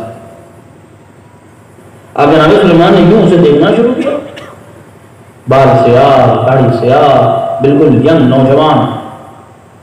جناب ابراہیم کے دور سے؟ ہاں جناب ابراہیم کے دور سے. تو بھیا یہاں اتنے دنوں سے موجود ہو، کیا کھاتے ہو، کیا پیتے ہو؟ وہ کہتا ہے کہ سمندر میں ایک بڑی سی مچھلی میرے لیے اس قبے میں کچھ لے کر آتی ہے، ایک سر کے لکھا ہے سر کے برابر ایک چیز جو ہے پیلی سی ہوتی ہے، وہ میرے پاس لے کے آتی ہے، اسی کو میں کھاتا ہوں، پھر مجھے بھوک نہیں لگتی، پیاس نہیں لگتی، وہیں سے سب ختم ہو جاتا ہوں، پھر اس کے بعد میں مصروف عبادت ہو جاتا ہوں. کہ یہاں کیسے پہنچے تم؟ کہ اس سمندر میں، اس قبے میں کیسے تم پہنچے؟ کہ ہوا یوں کہ میرے ماں باپ تھے، میں نے بڑی خدمت ان کی انجام دی، ہمیشہ ان کی خدمت میں حاضر رہتا تھا. ایک دن میری ماں اس دنیا سے رحلت کر گئی، لیکن جاتے جاتے اس نے مجھے دعا کی کہ خدا تمہیں نیک وقت کرے اور تمہاری عمر کو دراز کرے. ماں دنیا سے رحلت کر گئی، باپ بچے وہ بھی نابینا ہو گئے، ایک آنکھ ضائع ہو گئی، دوسرے آنکھ سے بھی کم دکھائی دیتا تھا. تو میں بھی ان کی خدمت میں ہمیشہ لگا رہتا تھا. ایک دن ان کی بھی حالت خراب ہوئی، وہ بھی اس دنیا سے جانے لگے. جاتے جاتے انہوں نے بھی وہی دعا دی جو میری ماں نے دعا دی، تمہیں خدا نیک وقت کرے اور تمہاری عمر کو دراز کرے. میں ان کو دفن کر کے آ رہا تھا کہ میں نے سمندر کے کنارے اس قبے کو دیکھا.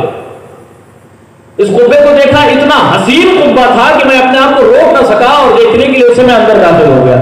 جیسے میں اس اندر میں داخل ہوا، قبہ خود ہوا میں بلند ہوا اور اس سمندر میں آ گیا. سمندر میں آ گیا.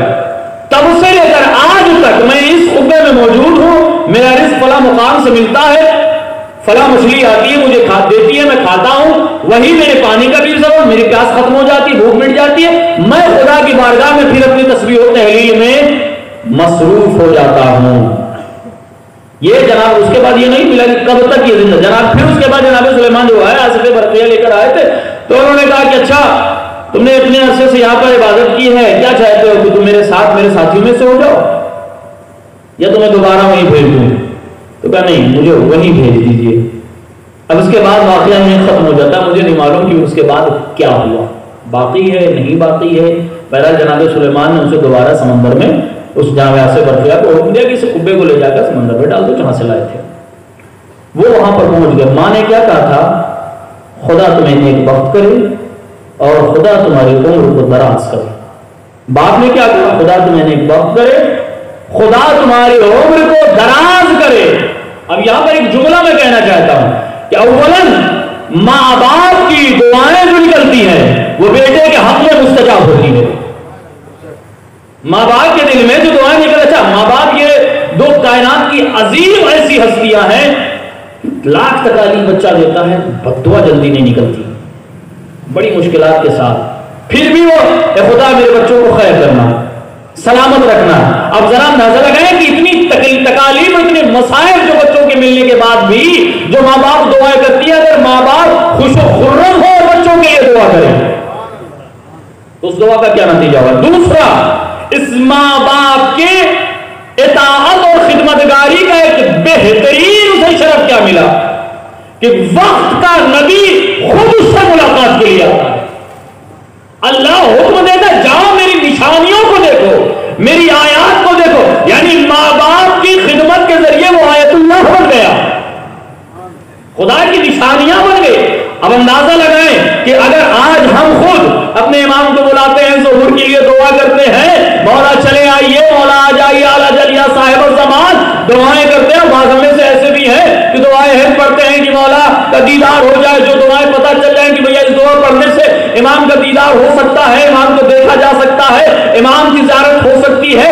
بڑی دعائیں, بڑی عبادتوں کے بعد یہ چاہتے ہیں کہ امام کی زیارت کر لے. لیکن مجھے اس واقعے سے یہ پتہ چلتا ہے کہ اگر اپنے امام کی زیارت مقصود ہو تو بس اپنے والدین کی خدمت کرنا شروع کر دو, امام خود زیارت کرنے کے لیے آ جائیں گے. صلوات پڑھے محمد والے محمد.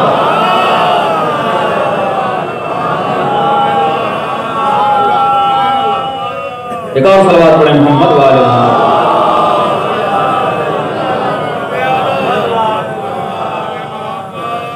ماں باپ کا رتبہ بڑا, ہم میں سے ہر کوئی کسی نہ کسی موقع پر اپنے والدین کا دل دکھاتا ہے. ہو جاتی ہے غلطیاں, کوششوں کی نہیں ہو, لیکن اگر ہوئی ہے, جیسے میں خود میں اپنی بات کہوں, یقینی طور پر کسی نہ کسی موڑ پر ہو سکتا ہے, بچپنے کی وجہ سے, ناسمجھی کی بنا پر, یا اور کسی سبب سے ماں باپ سے کوئی گستاخی ہو, تو غلط تو میں یہیں سے معافی ہو سکتا ہے, میرے ماں باپ سن بھی رہے ہیں کہ اگر کوئی گستاخیاں ان کی شان میں ہوگی تو وہ معاف فرمائیں. ہم میں سے ہر کوئی, اگر ماں باپ ہمارے ناراض ہیں, یہ میں باقاعدہ, یعنی آپ جس سے چاہیے اس سے پوچھ لیجیے گا, اگر ماں باپ کسی کے ناراض ہیں, خانے کعبہ میں جا کے مر جائے حج کرتے ہوئے, اتنا سجدہ کرے کہ روتے روتے سجدے میں غش کھا کے گر جائے, اتنی عبادتیں کرے کہ اس کا کوئی ثانی نہ ہو, لاکھ خدا کی راہ میں خرچ کر دے, دن بھر روزہ رکھے, رات بھر عبادت کرے. ماں باپ اگر ناراض ہیں, نہ کربلا قبول, نہ کاظمین قبول, نہ نجف قبول, نہ مدینہ قبول, نہ مکہ قبول, نہ نماز قبول, نہ روزہ قبول, نہ حج قبول. اگر ماں باپ ناراض ہیں, کسی صورت کو قبول ہو ہی نہیں سکتا ہے. لاکھ آپ عبادت کر ڈالیے, لاکھ روزہ رکھ ڈالیے, لاکھ لوگوں میں مال تقسیم کیجیے, مسکین فقیر یتیم میں, خدا ہی راضی نہیں ہو سکتا ہے. اس لیے کہ خدا نے اپنی رضا کا مظہر والدین کو بنایا ہے. ہمارے معصومین علیہ السلام یہاں تک کہ اپنے مسلمان اور شیعہ اور اسلام میں ایمان دو مومن والدین کی بات تو چھوڑیے, غیر اگر کوئی ماں باپ ہے, ہمارے معصومین کہتے ہیں ان کا بھی احترام فرزندوں پر, ان کے بچوں پر واجب ہے. کافر ہو, یہودی ہو, نصرانی ہو, کسی بھی اور قوم کے ہو, بچہ اگر مسلمان ہو گئے باقاعدہ موجود ہے, علماء سے دریافت کیجیے گا. معصومین علیہ السلام نے کہا نہیں, ان کا احترام تم پہ واجب ہے تب تک جب تک خدا اور رسول کی اطاعت سے تمہیں نہ روکے. ہاں اگر ماں باپ خدا اور رسول کی اطاعت سے روکتے تو اس بات کو نہ مانا چاہیے, لیکن پھر بھی والدین کے شان میں بھی گستاخی نہیں ہونی چاہیے.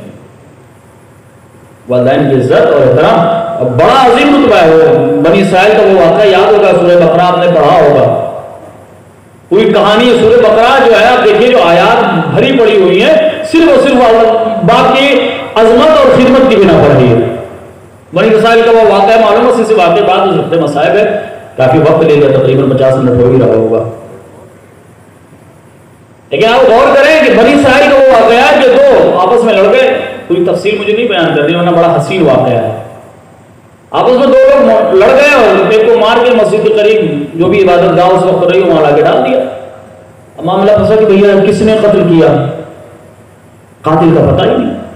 مرنے والا جو تھا نیک تھا, اثر و رسوخ والا بھی ممکن تھا.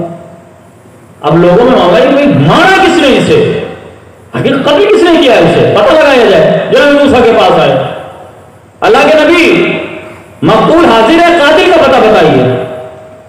ہمارے استاد محترم علامہ تقی الحیدری قبلہ مرحوم صاحب فرمایا کرتے تھے کہ جناب موسیٰ اللہ کے اتنے منہ لگے نبی تھے, بس جواب معلوم ہوتا تھا چلے جاتے تھے پوچھنے کے لیے.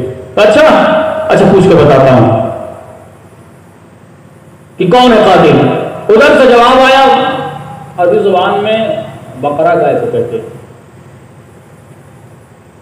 جواب آیا کہ ایک گائے, ایک بقرہ, ایک چوپایا ذبح کرو, اس کا گوشت مقتول کے جنازے پہ مار دو.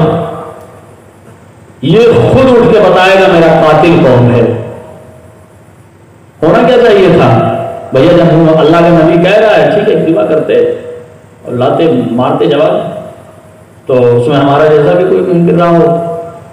لیکن ابھی ہونی کیسے چاہیے وہ بقرہ جو ہے جو ذبح کرنے کے کیسی لے کے آئے, تندرست نوجوان رنگ برنگ. اتنا جناب موسیٰ سے سوال کیا کون سے رنگ کا ہونا چاہیے, نیلے پیلے کالے کیسے؟ وہ قرآن اٹھا کے دیکھیے گا. جناب وہ فوراً بھاگتے ہوئے جاتے تھے, اللہ کے نبی یہ پوچھ رہے ہیں. جواب ادھر سے آیا, پھر کوئی سوال, پھر اللہ کے نبی یہ پوچھ رہے ہیں. بار بار ہوتے ہوتے آواتے, اللہ نے بھی کہا اچھا ٹھیک ہے تم کو اب ایسا بتائیں گے کہ ڈھونڈتے ڈھونڈتے ہی پاؤ گے. فلاں رنگ کی ہونی چاہیے, اس کی یہ نشانیاں یہ علامتیں. چونکہ جب اللہ کچھ معجزات کچھ نشانیاں دکھانا چاہتا ہے تو حالات ایسے ہی بنا دیتا ہے. اب وہ نشانیاں جو بیان کی گئی, اللہ نے بیان کی جناب موسیٰ کہ یہ نشانیاں والیاں ہونی چاہیے, اسی کا لے جا کے مارو اس مقتول پر, پھر وہ بولے گا. اب یہ لوگ خود پھنس گئے, تو سیدھے سیدھے تھا معاملہ, لے جاتے مار دیتے. اب کا ڈھونڈو یہ, اب ڈھونڈتے ڈھونڈتے ڈھونڈتے بھیا ان کے پاس ان کے پاس جن کے پاس تھا, جو لوگ پالتے والتے تھے, گئے تلاش کر کہیں نہیں ملا. کہیں سے پتا چلا کہ وہ فلاں شخص ہے, اس کے پاس ان علامتوں والے بکرا موجود ہے. اور صاحب ان کے پاس گئے, کہ یہ میں خریدنا چاہتا ہوں. اب اس میں جو میں نے پڑھا وہ دو طریقے سے پڑھا. ایک تو یہ کہ شاید پہلی بار میں جو ہے معاملہ طے پا گیا, لیکن نہیں, پہلی بار میں معاملہ طے نہیں پایا. گئے کتنے کی ہیں, کہ بھیا مثال کے طور پر 1000 درہم کی. نہیں ارے تو اس کے لیے اتنا مہنگا نہیں ہونا چاہیے. ارے وہ 500 روپے کی مل رہی, آپ 1000 روپے کی کہہ رہے ہیں, کہ بھیا وہیں سے لے لو, آپ کو 500 مل رہے وہیں سے جا کے لے لو. یہ لوگ واپس آئے, اللہ کے نبی بڑی مہنگی, تو بھیا چاہیے تو وہی چاہیے. پھر آئے گا, بھیا 1000 لے لو, بیچ دو اسے. کہ نہیں 1000 میں نہیں بیچوں گا, پھر 2000 میں بیچوں گا. یار ہاں بھی تو آپ کہہ رہے تھے کہ 1000 کی ہے, تب کہہ رہا تھا اب 2000 کی ہے. پھر یہ لوگ واپس گئے. کوئی راستہ نکالیے اللہ کے نبی, کہیں سے کوئی معاملہ تو کوئی اور بتا دیجیے. نہیں ویسی ہی چاہیے. پھر یہ لوگ لے کے آئے تھے بھیا یہ 2000 بولا ہم کو, تو کہ نہیں وہ اس وقت 2000 کا بیچ رہا تھا میں, اب میں 2000 کی نہیں بیچ رہا ہوں. کتنی کی تھا؟ 5000 کی. ارے 500 روپے کی بک رہے ہو, 5000 آپ تم 2000 دینے کے لیے تیار ہیں. کہ بھیا مال میرا ہے, میں بیچوں نہ بیچوں, خریدنا ہے آپ کو تو 5 کی دوں گا, اس سے 1 روپیہ بھی کم نہیں. بیچارے پریشان, کیا کریں. کہ چلو پھر مشورہ کسی طرح سے پیسہ ویسا اکٹھا کرتے ہیں. گئے, پھر آئے یہ لوگ, کتنے کی؟ کہا 50,000 کی. اب آپ بتائیے جو مال ابھی تک 1000 میں دینے کے لیے تیار تھا وہ کہہ رہا 50,000 چاہیے مجھے. کیا کیفیت ہوئی ہوگی. بنی اسرائیل کی یہ قوم اکٹھا کر رہے, یہاں وہاں یہاں وہاں سے, یعنی سب سے مہنگی قیمت میں جتنے میں بیچ سکتا تھا. بعض میں بتاتے ہیں کہ شاید 70 یا اس کے اوپر کے قریب، کیونکہ جو واقعہ ہے اس میں ہے 70 کا تذکرہ موجود ہے، 70 یا اس سے 70,000 یا اس سے کہیں زیادہ کی قیمت میں وہ چیز تقسیم ہو. اور ہم نے شاید کسی اپنے استادی سے سنا تھا کہ اتنا سونا اس کے جیسے اس کی کھال میں بھر دیا جائے اتنا سونا بھرنا پڑا. معاملہ چلا تھا 500 روپے سے، آگے ٹکا اتنا سونا جتنا اس کی کھال میں بھر دیا جائے پھر چاہیے ہمیں. بک گئی، لے گئے، مارا اور مقتول کا معاملہ حل ہو گیا، کس نے قتل کیا. اب مسئلہ یہ اتنی مہنگی بکی کیوں، اتنی مہنگی بکی کیوں؟ موسیٰ بھی اور گئے کہ نہیں اب وہی چاہیے، اللہ بھی کہہ رہا نہیں وہی چاہیے. معاملہ کیا ہے؟ یا پھر ہوا کیا ایسا کہ وہ 500 روپے والی چیز 1000 روپے میں بیچ رہا تھا، 1000 سے سیدھے 5000 10,000 50,000 اور اتنا کہ بھیا اس کی کھال کے بھر میں اس کو سونا ہم کو چاہیے تب دوں گا، اگر غرض ہو تو لیجیے اور نہ چاہیے خدا حافظ. یا ایسا ہوا کیوں؟ ذبح ہی تو کرنا تھا کسی کو، لیکن اللہ کہہ رہا نہیں. اچھا آپ یہ جانیے کہ کبھی کبھی اس بات کا خیال رکھیے کہ اگر آپ کے درمیان کا کوئی عالم کوئی بات کہہ دے تو اسے کٹ حجتی نہ کیجیے اور نہ کسی بڑے معاملے میں پھنس جائیں گے. جناب موسیٰ سے اگر کٹ حجتی نہ کی ہوتی تو سستے میں 500 روپے میں نپٹ گئے ہوتے، لیکن کٹ حجتی کرنے کا نتیجہ یہ ہوا کہ سب کچھ بیچ کے سونا لانا پڑا، ان کو کھال میں بھرنا پڑا. اچھا یہ مقتول اپنا بولا، معاملہ ختم ہو گیا. اب سوال اٹھتا ہے کہ اتنی مہنگی قیمت میں 1000 5000 والی شے یہ اتنی مہنگی 50,000 لاکھوں میں کیسے بک رہی ہے؟ بھیا کیا کیا ہے آپ نے کہ اللہ بھی کہہ رہا وہی والی چاہیے، موسیٰ نبی بھی کہہ رہا وہی چاہیے، اور وہ علامتیں کہیں اور پا ہی نہیں جاتی سوائے تمہارے. کیا کیا تھا تم نے ایسا؟ کہتا بس کچھ اور نہیں کیا، بس ایک چھوٹا سا واقعہ ہم نے کیا اپنے ساتھ. کیا؟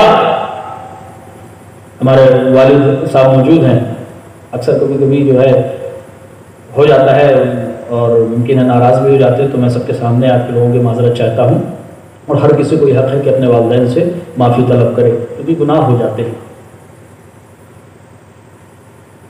کیا کیا تم نے ایسا؟ یہ اتنی مہنگی قیمت، اتنا فائدہ، نبی اصرار کر رہا وہی چاہیے، خدا اصرار وہی چاہیے اگر تمہیں قاتل کا پتہ لگانا ہے. کہ میں نے کچھ اور تو نہیں کیا. ہوا یہ کہ ایک شب میرے والد محترم آرام فرما رہے تھے، ایک شخص آیا تجارت کا سامان لے کر جس کی قیمت 70,000 تھی، لیکن وہ اس شے کو بہت ہی کم قیمت میں بیچنا چاہتا تھا، لیکن اس کی شرط یہ تھی کہ پیسہ فوراً دیا جائے. شرط کیا تھی؟ پیسہ فوراً، تاکہ اگر میں اس کو خرید لیتا تو ایک بھاری قیمت کا مجھے فائدہ ہوتا. لیکن میں نے نہیں خریدا. کیوں نہیں خریدا آپ نے؟ کہ ہوا یوں کہ وہ کہہ رہا تھا پیسہ مجھے فوراً، معاملہ طے ہو گیا کہ بھئی آپ اتنے میں بیچنا چاہتے ہیں، میں اتنے میں خرید لوں گا، لیکن تھوڑا انتظار کر لو، کچھ دیر کے بعد کچھ گھنٹے کے بعد میں آپ کو قیمت دے دوں گا. نہیں، کچھ گھنٹہ نہیں. اگر آپ کو مجھے چونکہ اشد و ضرورت ہوتا نہیں، کبھی کبھی انسان مشکل میں پھنس گیا، مجبوری کی کیفیت میں لوگ مجبوری کا فائدہ بھی اٹھاتے ہیں، مجبوری میں پھنس گیا معاملہ. اب وہ زمین جو 1,00,000 2 لاکھ روپے منڈی بکنی چاہیے تھا، وہ بھیا 70,000 میں لے لیجیے آپ، 80 میں، کیونکہ مجھے پیسے کی ابھی ضرورت ہے. کل 2 لاکھ 4 لاکھ میں بکنی ٹھیک ہے، مجھے 2-4 مہینے کا انتظار کرنا پڑا، لیکن مجھے پیسے کیوں؟ اس لیے کہ میرا بیٹا ہے بیمار پڑا ہوا ہاسپٹل میں، اس کی مجھے دواؤں کی ضرورت ہے، میرے پاس پیسہ موجود نہیں ہے سوائے اس کے کہ میں زمین کو بیچوں. تو جو اس کی قیمت مل جائے، لیکن مجھے فوراً چاہیے. کہ وہ اس بات پہ اصرار کر رہا تھا کہ مجھے پیسہ فوراً چاہیے. اس نے کہا یہ نہیں ہو سکتا. کیوں؟ کہ اس لیے کہ پیسہ جہاں رکھا ہوا ہے، جس صندوق میں پیسہ موجود ہے، اس کی چابی میرے بابا کے تکیے کے نیچے ہے، اور میرا بابا آرام کر رہا ہے، سو رہا ہے. میں اگر اس چابی کو لینا چاہتا ہوں تو پہلے اسے جگاؤں، پھر اس چابی کو لوں، تب تمہیں قیمت دوں. کہ میں ایسا کر نہیں سکتا، میں اپنے باپ کے آرام میں خلل نہیں کر سکتا، چاہے نقصان ہوتا ہے تو ہو جائے، اگر نقصان ہوتا ہے تو ہو جائے. کہ ایک چھوٹے سے نقصان کو اس نے اس لیے برداشت کیا کہ باپ کے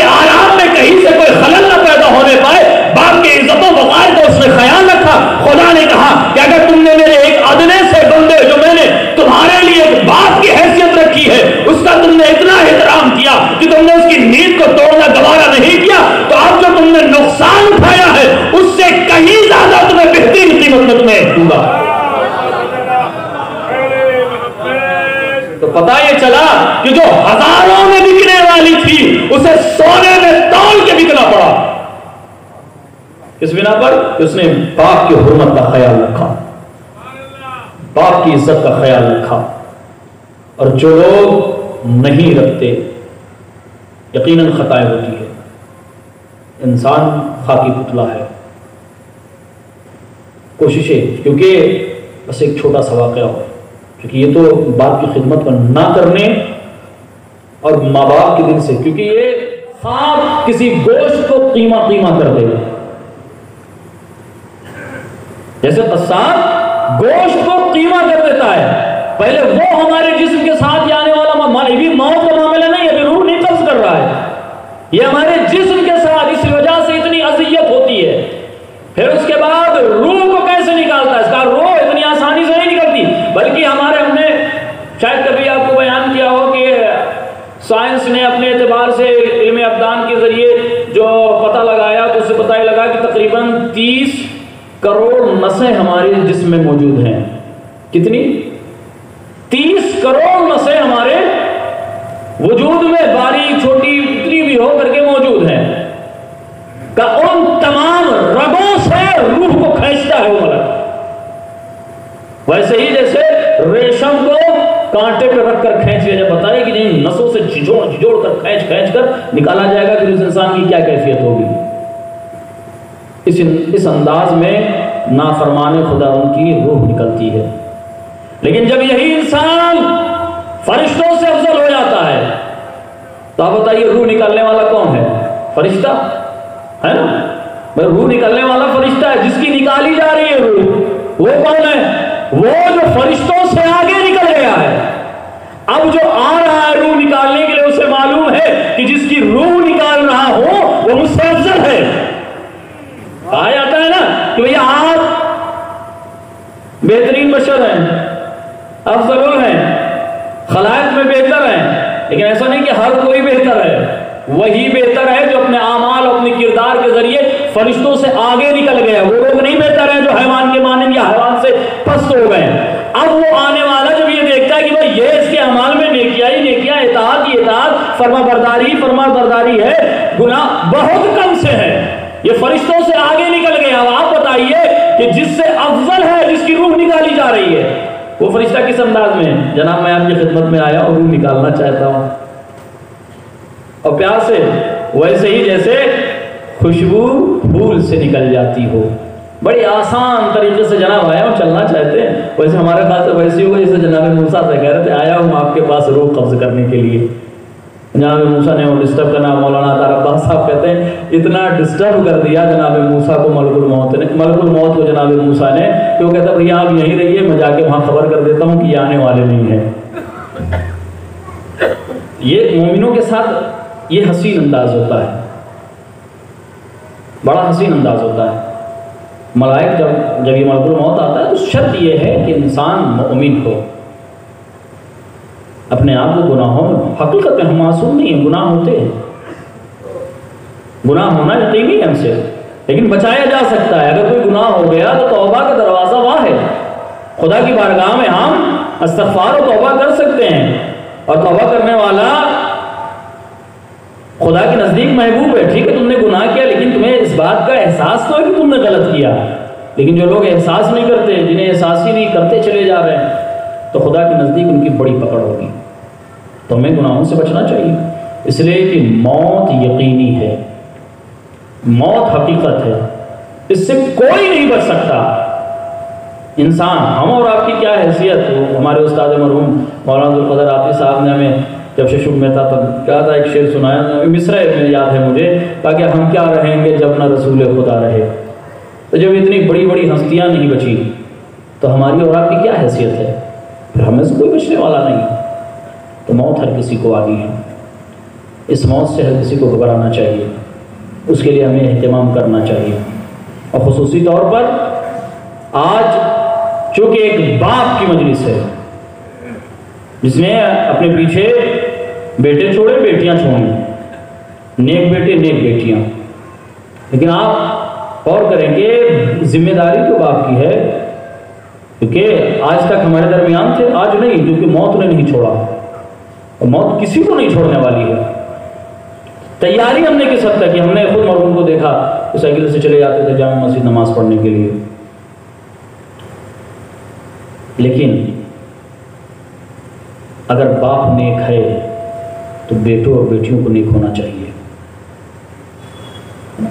جب بیٹے بیٹیاں نیک ہوں گی تو باپ کی عظمت کو پہچانیں گے۔ اور یاد رکھیں مرنے تک ہی نہیں ایسا کہ باپ کے حقوق اولاد پر ہیں۔ اگر آپ نے اپنی زندگی میں اپنے والدین کی بڑی خدمت کی، دل لگا کر آپ نے خلوص کے ساتھ ان کی سیوا کی اور ان کی خدمت انجام دی، تو یہ ہمارے والدین ہیں، زندگی میں ان کی خوب خدمت کی، لیکن اگر مرنے کے بعد انہیں بھول گئے، یہ مستند روایات میں موجود ہے کہ وہ ماں باپ جو زندگی میں اپنے نافرمان اولاد کو آگ کرنے کا حق رکھتے تھے، مرنے کے بعد بھی وہ اولاد آگ ہو جاتی ہے۔ اگر ماں باپ کی جانب سے وہ بالکل سے ایسا ہو کہ ماں باپ کو بھول ہی جائے، ان کے اصال ثواب، ان کی روح کی تربیت کے لیے کوئی انجام نہ دے، ملتا ہے روایات میں خود خدا اس کی جانب سے اس کے فرزندوں کو آگ کر دیتا ہے، کیوں؟ اس لیے کہ حقوق والدین چاہے زندگی ہو چاہے مرنا ہر حال میں سے پورا کرنا ہے والدین کے حقوق کو۔ اور جو لوگ نیکیاں انجام دیتے ہیں والدین کے ساتھ، اپنے ماں کے ساتھ، اپنے باپ کے ساتھ، پروردگار کے نزدیک ان کا اجر و ثواب بھی بہت بلند ہے۔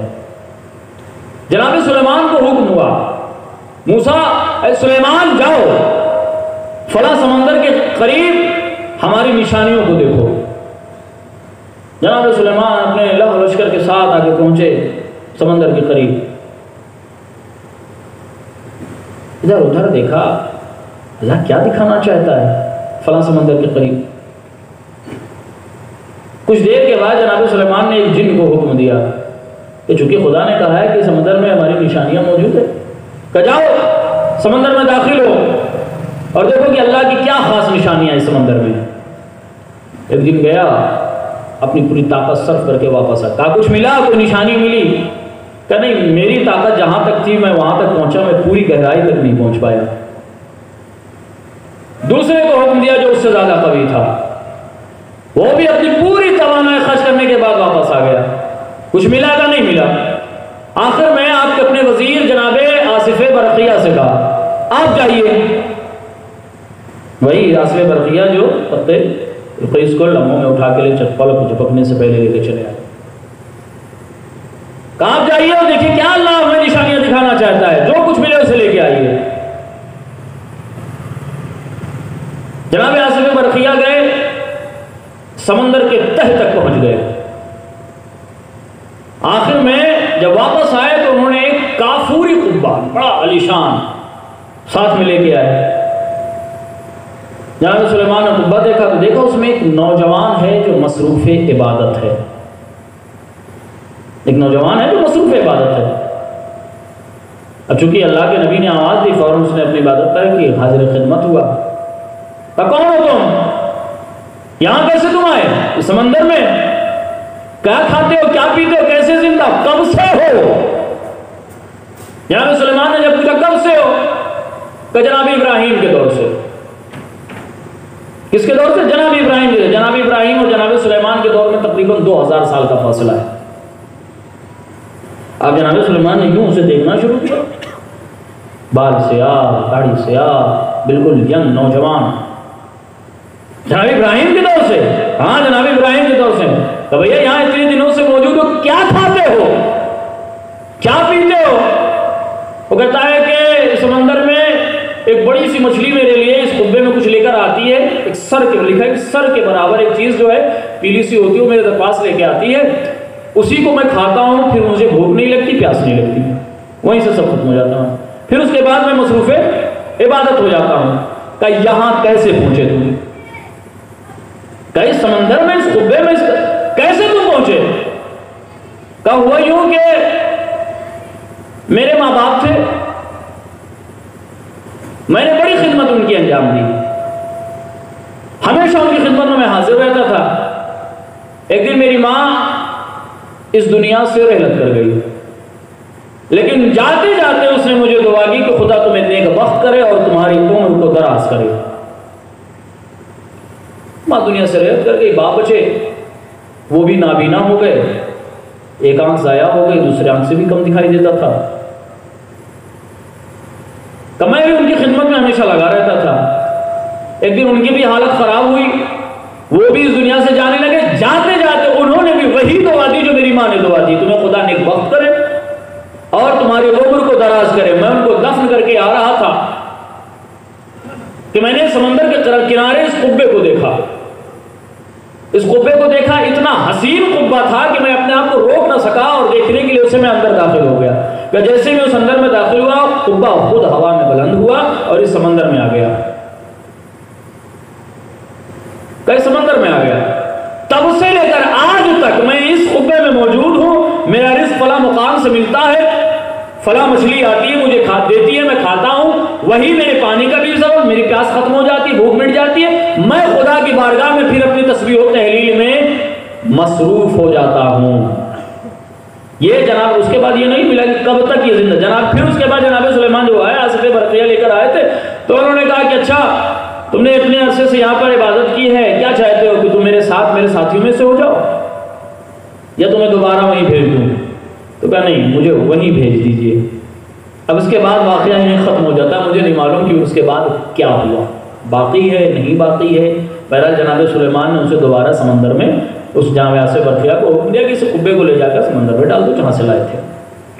وہ وہاں پر پہنچ گیا. ماں نے کیا کہا تھا؟ خدا تمہیں نیک بخت کرے اور خدا تمہاری عمر کو دراز کرے. باپ نے کیا کہا؟ خدا تمہیں نیک بخت کرے، خدا تمہاری عمر کو دراز کرے. اب یہاں پر ایک جملہ میں کہنا چاہتا ہوں کہ اولاً ماں باپ کی دعائیں جو نکلتی ہیں وہ بیٹے کے حق میں مستجاب ہوتی ہے. ماں باپ کے دل میں جو دعائیں نکل، اچھا ماں باپ یہ دو کائنات کی عظیم ایسی ہستیاں ہیں، لاکھ تکالیف بچہ دیتا ہے، بد دعا جلدی نہیں نکلتی، بڑی مشکلات کے ساتھ. پھر بھی وہ اے خدا میرے بچوں کو خیر کرنا، سلامت رکھنا. اب ذرا اندازہ لگائیں کہ اتنی تکالیف، اتنے مسائل جو بچوں کے ملنے کے بعد بھی جو ماں باپ دعائیں کرتی ہیں، اگر ماں باپ خوش و خرم ہو اور بچوں کے لیے دعا کریں تو اس دعا کا کیا نتیجہ ہوگا؟ دوسرا، اس ماں باپ کے اطاعت اور خدمتگاری کا ایک بہترین اسے شرف کیا ملا کہ وقت کا نبی خود اس سے ملاقات کے لیے آتا ہے. اللہ حکم دیتا ہے جاؤ میری نشانیوں کو دیکھو، میری آیات کو دیکھو. یعنی ماں باپ کی خدمت کے ذریعے وہ آیت اللہ بن گیا، خدا کی نشانیاں بن گئی. اب اندازہ لگائیں کہ اگر آج ہم خود اپنے امام کو بلاتے ہیں، ظہور کے لیے دعا کرتے ہیں، مولا چلے آئیے، مولا آ جائیے، اعلیٰ جلیا صاحب الزمان، دعائیں کرتے ہیں. بعض ہمیں سے ایسے بھی ہیں کہ دعائیں ہیں پڑھتے ہیں کہ مولا کا دیدار ہو جائے، جو دعائیں پتہ چل جائیں کہ بھیا اس دعا پڑھنے سے امام کا دیدار ہو سکتا ہے، امام کو دیکھا جا سکتا ہے، امام کی زیارت ہو سکتی ہے. بڑی دعائیں بڑی عبادتوں کے بعد یہ چاہتے ہیں کہ امام کی زیارت کر لے. لیکن مجھے اس واقعے سے یہ پتہ چلتا ہے کہ اگر اپنے امام کی زیارت مقصود ہو تو بس اپنے والدین کی خدمت کرنا شروع کر دو، امام خود زیارت کرنے کے لیے آ جائیں گے. صلوات پڑھے محمد وآل محمد.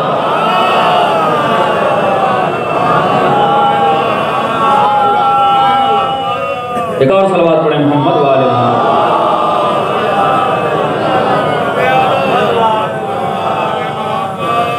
ماں باپ کا رتبہ بڑا، ہم میں سے ہر کوئی کسی نہ کسی موقع پر اپنے والدین کا دل دکھاتا ہے.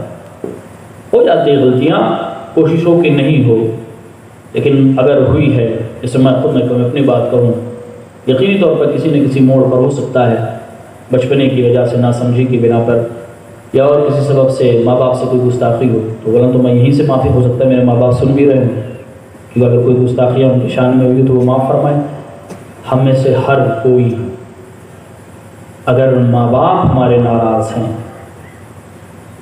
یہ میں باقاعدہ، یعنی آپ جس سے چاہیے اس سے پوچھ لیجیے گا، اگر ماں باپ کسی کے ناراض ہیں، خانے کعبہ میں جا کے مر جائے حج کرتے ہوئے، اتنا سجدہ کرے کہ روتے روتے سجدے میں غش کھا کے گر جائے، اتنی عبادتیں کرے کہ اس کا کوئی ثانی نہ ہو، لاکھ خدا کی راہ میں خرچ کر دے، دن بھر روزہ رکھے، رات بھر عبادت کرے.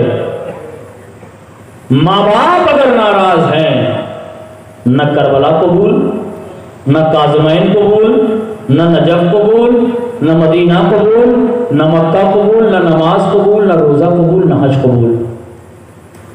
اگر ماں باپ ناراض ہیں کسی صورت کو قبول ہو ہی نہیں سکتا ہے۔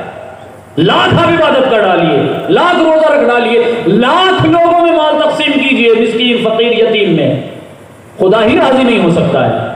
اس لیے کہ خدا نے اپنی رضا کا مظہر والدین کو بنایا ہے۔ ہمارے معصومین علیہ السلام نے یہاں تک کہ اپنے مسلمان اور شیعہ اور اسلام میں ایمان دو مومن والدین کی بات تو چھوڑیے، غیر اگر کوئی ماں باپ ہے، ہمارے معصومین کہتے ہیں ان کا بھی احترام فرزندوں پر، ان کے بچوں پر واجب ہے۔ کافر ہو، یہودی ہو، نصرانی ہو، کسی بھی اور قوم کے ہو، بچہ اگر مسلمان ہو گیا، باقیات موجود ہے، علماء سے دریافت کیجیے گا۔ معصومین علیہ السلام نے کہا نہیں، ان کا احترام تم پہ واجب ہے تب تک جب تک خدا اور رسول کی اطاعت سے تمہیں نہ روکے۔ ہاں اگر ماں باپ خدا اور رسول کی اطاعت سے روکتے تو اس بات کو نہ مانا چاہیے، لیکن پھر بھی والدین کے شان میں کوئی گستاخی نہیں ہونی چاہیے۔ والدین کی عزت اور احترام بڑا عظیم رتبہ ہے۔ وہ بنی اسرائیل کا وہ واقعہ یاد ہوگا، سورہ بقرہ آپ نے پڑھا ہوگا، پوری کہانی ہے سورہ بقرہ جو ہے، آپ دیکھیے جو آیات بھری پڑی ہوئی ہیں صرف اور صرف باپ کی عظمت اور خدمت کی بنا پر ہے۔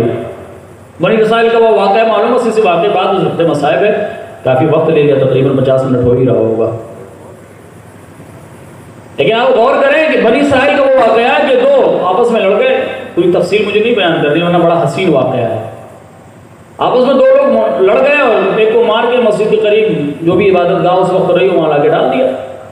اب معاملہ پھنسا کہ بھیا کس نے قتل کیا، قاتل کا پتہ ہی نہیں، مرنے والا جو تھا نیک تھا، اثر و رسوخ والا بھی ممکن تھا۔ اب لوگوں میں معاملہ ہے کہ مارا کس نے اسے، آخر قتل کس نے کیا اسے، پتہ لگایا جائے۔ جناب موسیٰ کے پاس آئے، اللہ کے نبی مقتول حاضر ہے، قاتل کا پتہ بتائیے۔ ہمارے استاد محترم علامہ تقی الحیدری قبلہ مرحوم صاحب فرمایا کرتے تھے کہ جناب موسیٰ اللہ کے اتنے منہ لگے نبی تھے، بس جواب معلوم ہوتا تھا چلے جاتے تھے پوچھنے کے لیے۔ اچھا پوچھ کے بتاتا ہوں کہ کون ہے قاتل۔ ادھر سے جواب آیا، عربی زبان میں بقرہ گائے کو کہتے ہیں، جواب آیا کہ ایک گائے، ایک بقرہ، ایک چوپایا ذبح کرو، اس کا گوشت مقتول کے جنازے پہ مار دو۔ یہ خود اٹھ کے بتائے گا میرا قاتل کون ہے۔ ہونا کیا چاہیے تھا بھیا، جب اللہ کا نبی کہہ رہا ہے ٹھیک ہے ذبح کرتے اور لاتے مارتے جواب، تو اس میں ہمارا جیسا بھی کوئی ممکن رہا ہو، لیکن ابھی ہونی کیسے چاہیے ہو۔ وہ بقرہ جو ہے جو ذبح کرنے کے لیے کیسی لے کے آئے، تندرست نوجوان رنگ برنگ، اتنا جناب موسیٰ سے سوال کیا کون سے رنگ کا ہونا چاہیے، نیلے پیلے کالی کیسے، پورا قرآن اٹھا کے دیکھیے گا۔ جناب موسیٰ وہ فوراً بھاگتے ہوئے جاتے تھے، اللہ کے نبی یہ پوچھ رہے ہیں، جواب ادھر سے آیا، پھر کوئی سوال، پھر اللہ کے نبی یہ پوچھ رہے ہیں، بار بار ہوتے ہوتے آواتے، اللہ نے بھی کہا اچھا ٹھیک ہے تم کو اب ایسا بتائیں گے کہ ڈھونڈتے ڈھونڈتے ہی پاؤ گے، فلاں رنگ کی ہونی چاہیے، اس کی یہ نشانیاں یہ علامتیں، چونکہ جب اللہ کچھ معجزات کچھ نشانیاں دکھانا چاہتا ہے تو حالات ایسے ہی بنا دیتا ہے۔ اب وہ نشانیاں جو بیان کی گئی، اللہ نے بیان کی جناب موسیٰ کہ یہ نشانیاں مالیاں ہونی چاہیے، اسی کا لے جا کے مارو اس مقتول پر، پھر وہ بولے گا۔ اب یہ لوگ خود ارے پھنس گئے، اب تو سیدھے سیدھے تھا معاملہ، لے جاتے مار دیتے، اب کا ڈھونڈو یہ، اب ڈھونڈتے ڈھونڈتے ڈھونڈتے بھیا ان کے پاس ان کے پاس جن کے پاس تھا، جو لوگ پالتے والتے تھے، گئے تلاش کر کہیں نہیں ملا، کہیں سے پتہ چلا کہ وہ فلاں شخص ہے، اس کے پاس ان علامتوں والے بقرہ موجود ہے، اور صاحب ان کے پاس گئے، کہ یہ میں خریدنا چاہتا ہوں۔ اب اس میں جو میں نے پڑھا وہ دو طریقے سے پڑھا، ایک تو یہ کہ شاید پہلی بار میں جو ہے معاملہ طے پا گیا، لیکن نہیں، پہلی بار میں معاملہ طے نہیں پایا۔ گئے کتنے کی ہے کہ بھیا مثال کے طور پر 1000 درہم کی، نہیں یار یہ تو اس کے لیے اتنا مہنگا نہیں ہونا چاہیے، ارے وہ 500-500 روپے کی مل رہی ہے، آپ 1000 روپے کی کہہ رہے ہیں، کہ بھائی جاؤ وہیں سے لے لو۔ آپ کو 500 مل رہے وہیں سے جا کے لے لو. یہ لوگ واپس آئے, اے اللہ کے نبی بڑی مہنگی, تو بھئی اب چاہیے تو وہی چاہیے. پھر آئے گا اچھا بھیا 1000 لے لو, بیچ دو اسے. کہ نہیں اب 1000 میں نہیں بیچوں گا, پھر 2000 میں بیچوں گا. یار ہاں بھی تو آپ کہہ رہے تھے کہ 1000 کی ہے, تب کہہ رہا تھا اب 2000 کی ہے. پھر یہ لوگ واپس گئے. کوئی راستہ نکالیے اللہ کے نبی, کہیں سے کوئی معاملہ تو کوئی اور بتا دیجیے. نہیں ویسی ہی چاہیے. پھر یہ لوگ لے کے آئے تھے بھیا یہ 2000 بولا ہم کو, تو کہا نہیں وہ اس وقت 2000 کا بیچ رہا تھا میں, اب میں 2000 کی نہیں بیچ رہا ہوں. کتنی کی؟ کہا 5000 کی. ارے یہ 500 روپے کی بکنے والی 5000, آپ تم 2000 دینے کے لیے تیار ہیں. کہ بھیا مال میرا ہے, میں بیچوں نہ بیچوں, خریدنا ہے آپ کو تو 5 کی دوں گا, اس سے 1 روپیہ بھی کم نہیں. بیچارے پریشان, کیا کریں. کہ چلو پھر مشورہ کسی طرح سے پیسہ ویسا اکٹھا کرتے ہیں. گئے, پھر آئے لوگ. کتنے کی؟ کہا 50,000 کی. اب آپ بتائیے جو مال ابھی تک 1000 میں دینے کے لیے تیار تھا وہ کہہ رہا 50,000 چاہیے مجھے. کیا کیفیت ہوئی ہوگی. بنی اسرائیل کی یہ قوم اکٹھا کر رہے, یہاں وہاں یہاں وہاں سے, یعنی سب سے مہنگی قیمت میں جتنے میں بیچ سکتا تھا. بعض میں بتاتے ہیں کہ شاید 70 یا اس کے اوپر کے قریب, کیونکہ جو واقعہ ہے اس میں ہے 70 کا تذکرہ موجود ہے. 70 یا اس سے 70,000 یا اس سے کہیں زیادہ کی قیمت میں وہ چیز تقسیم ہوئی. اور ہم نے شاید کسی اپنے استادی سے سنا تھا کہ اتنا سونا اس کے کہ جیسے اس کی کھال میں بھر دیا جائے اتنا سونا بھرنا پڑا. معاملہ چلا تھا 500 روپے سے, آگے ٹکا اتنا سونا اتنا اس کی کھال میں بھر دیا جائے پھر چاہیے ہمیں. بک گئی, لے گئے, مارا اور مقتول کا معاملہ حل ہو گیا. کس نے قتل کیا؟ اب مسئلہ یہ اتنی مہنگی بکی کیوں, اتنی مہنگی بکی کیوں؟ موسیٰ بھی اڑ گئے کہ نہیں اب وہی چاہیے, اللہ بھی کہہ رہا نہیں وہی چاہیے. معاملہ کیا ہے, یا آخر ہوا کیا ایسا کہ وہ 500 روپے والی چیز 1000 روپے میں بیچ رہا تھا, 1000 سے سیدھے 5000, 10,000, 50,000, اور اتنا کہ بھیا اس کی کھال کے برابر میں اس کو سونا آپ کو چاہیے تب دوں گا, اگر غرض ہو تو لیجیے اور نہ چاہیے خدا حافظ. یہ ایسا ہوا کیوں؟ ذبح ہی تو کرنا تھا کسی کو, لیکن اللہ کہہ رہا نہیں. اچھا آپ یہ جانیے کہ کبھی کبھی اس بات کا خیال رکھیے کہ اگر آپ کے درمیان کا کوئی عالم کوئی بات کہہ دے تو اسے کٹ حجتی نہ کیجیے ورنہ کسی بڑے معاملے میں پھنس جائیں گے. جناب موسیٰ سے اگر کٹ حجتی نہ کی ہوتی تو سستے میں 500 روپے میں نپٹ گئے ہوتے, لیکن کٹ حجتی کرنے کا نتیجہ یہ ہوا کہ سب کچھ بیچ کے سونا لانا پڑا, ان کو کھال میں بھرنا پڑا. اچھا یہ مقتول اپنا بولا, معاملہ ختم ہو گیا. اب سوال اٹھتا ہے کہ اتنی مہنگی قیمت میں 1000 5000 والی شے یہ اتنی مہنگی 50,000 لاکھوں میں کیسے بک رہی ہے؟ بھیا کیا کیا ہے آپ نے کہ اللہ بھی کہہ رہا وہی والی چاہیے, موسیٰ نبی بھی کہہ رہا وہی چاہیے, اور وہ علامتیں کہیں اور پائی ہی نہیں جاتی سوائے تمہارے. کیا کیا تھا تم نے ایسا؟ کہتا بس کچھ اور نہیں کیا, بس ایک چھوٹا سا واقعہ ہم نے کیا اپنے ساتھ. کیا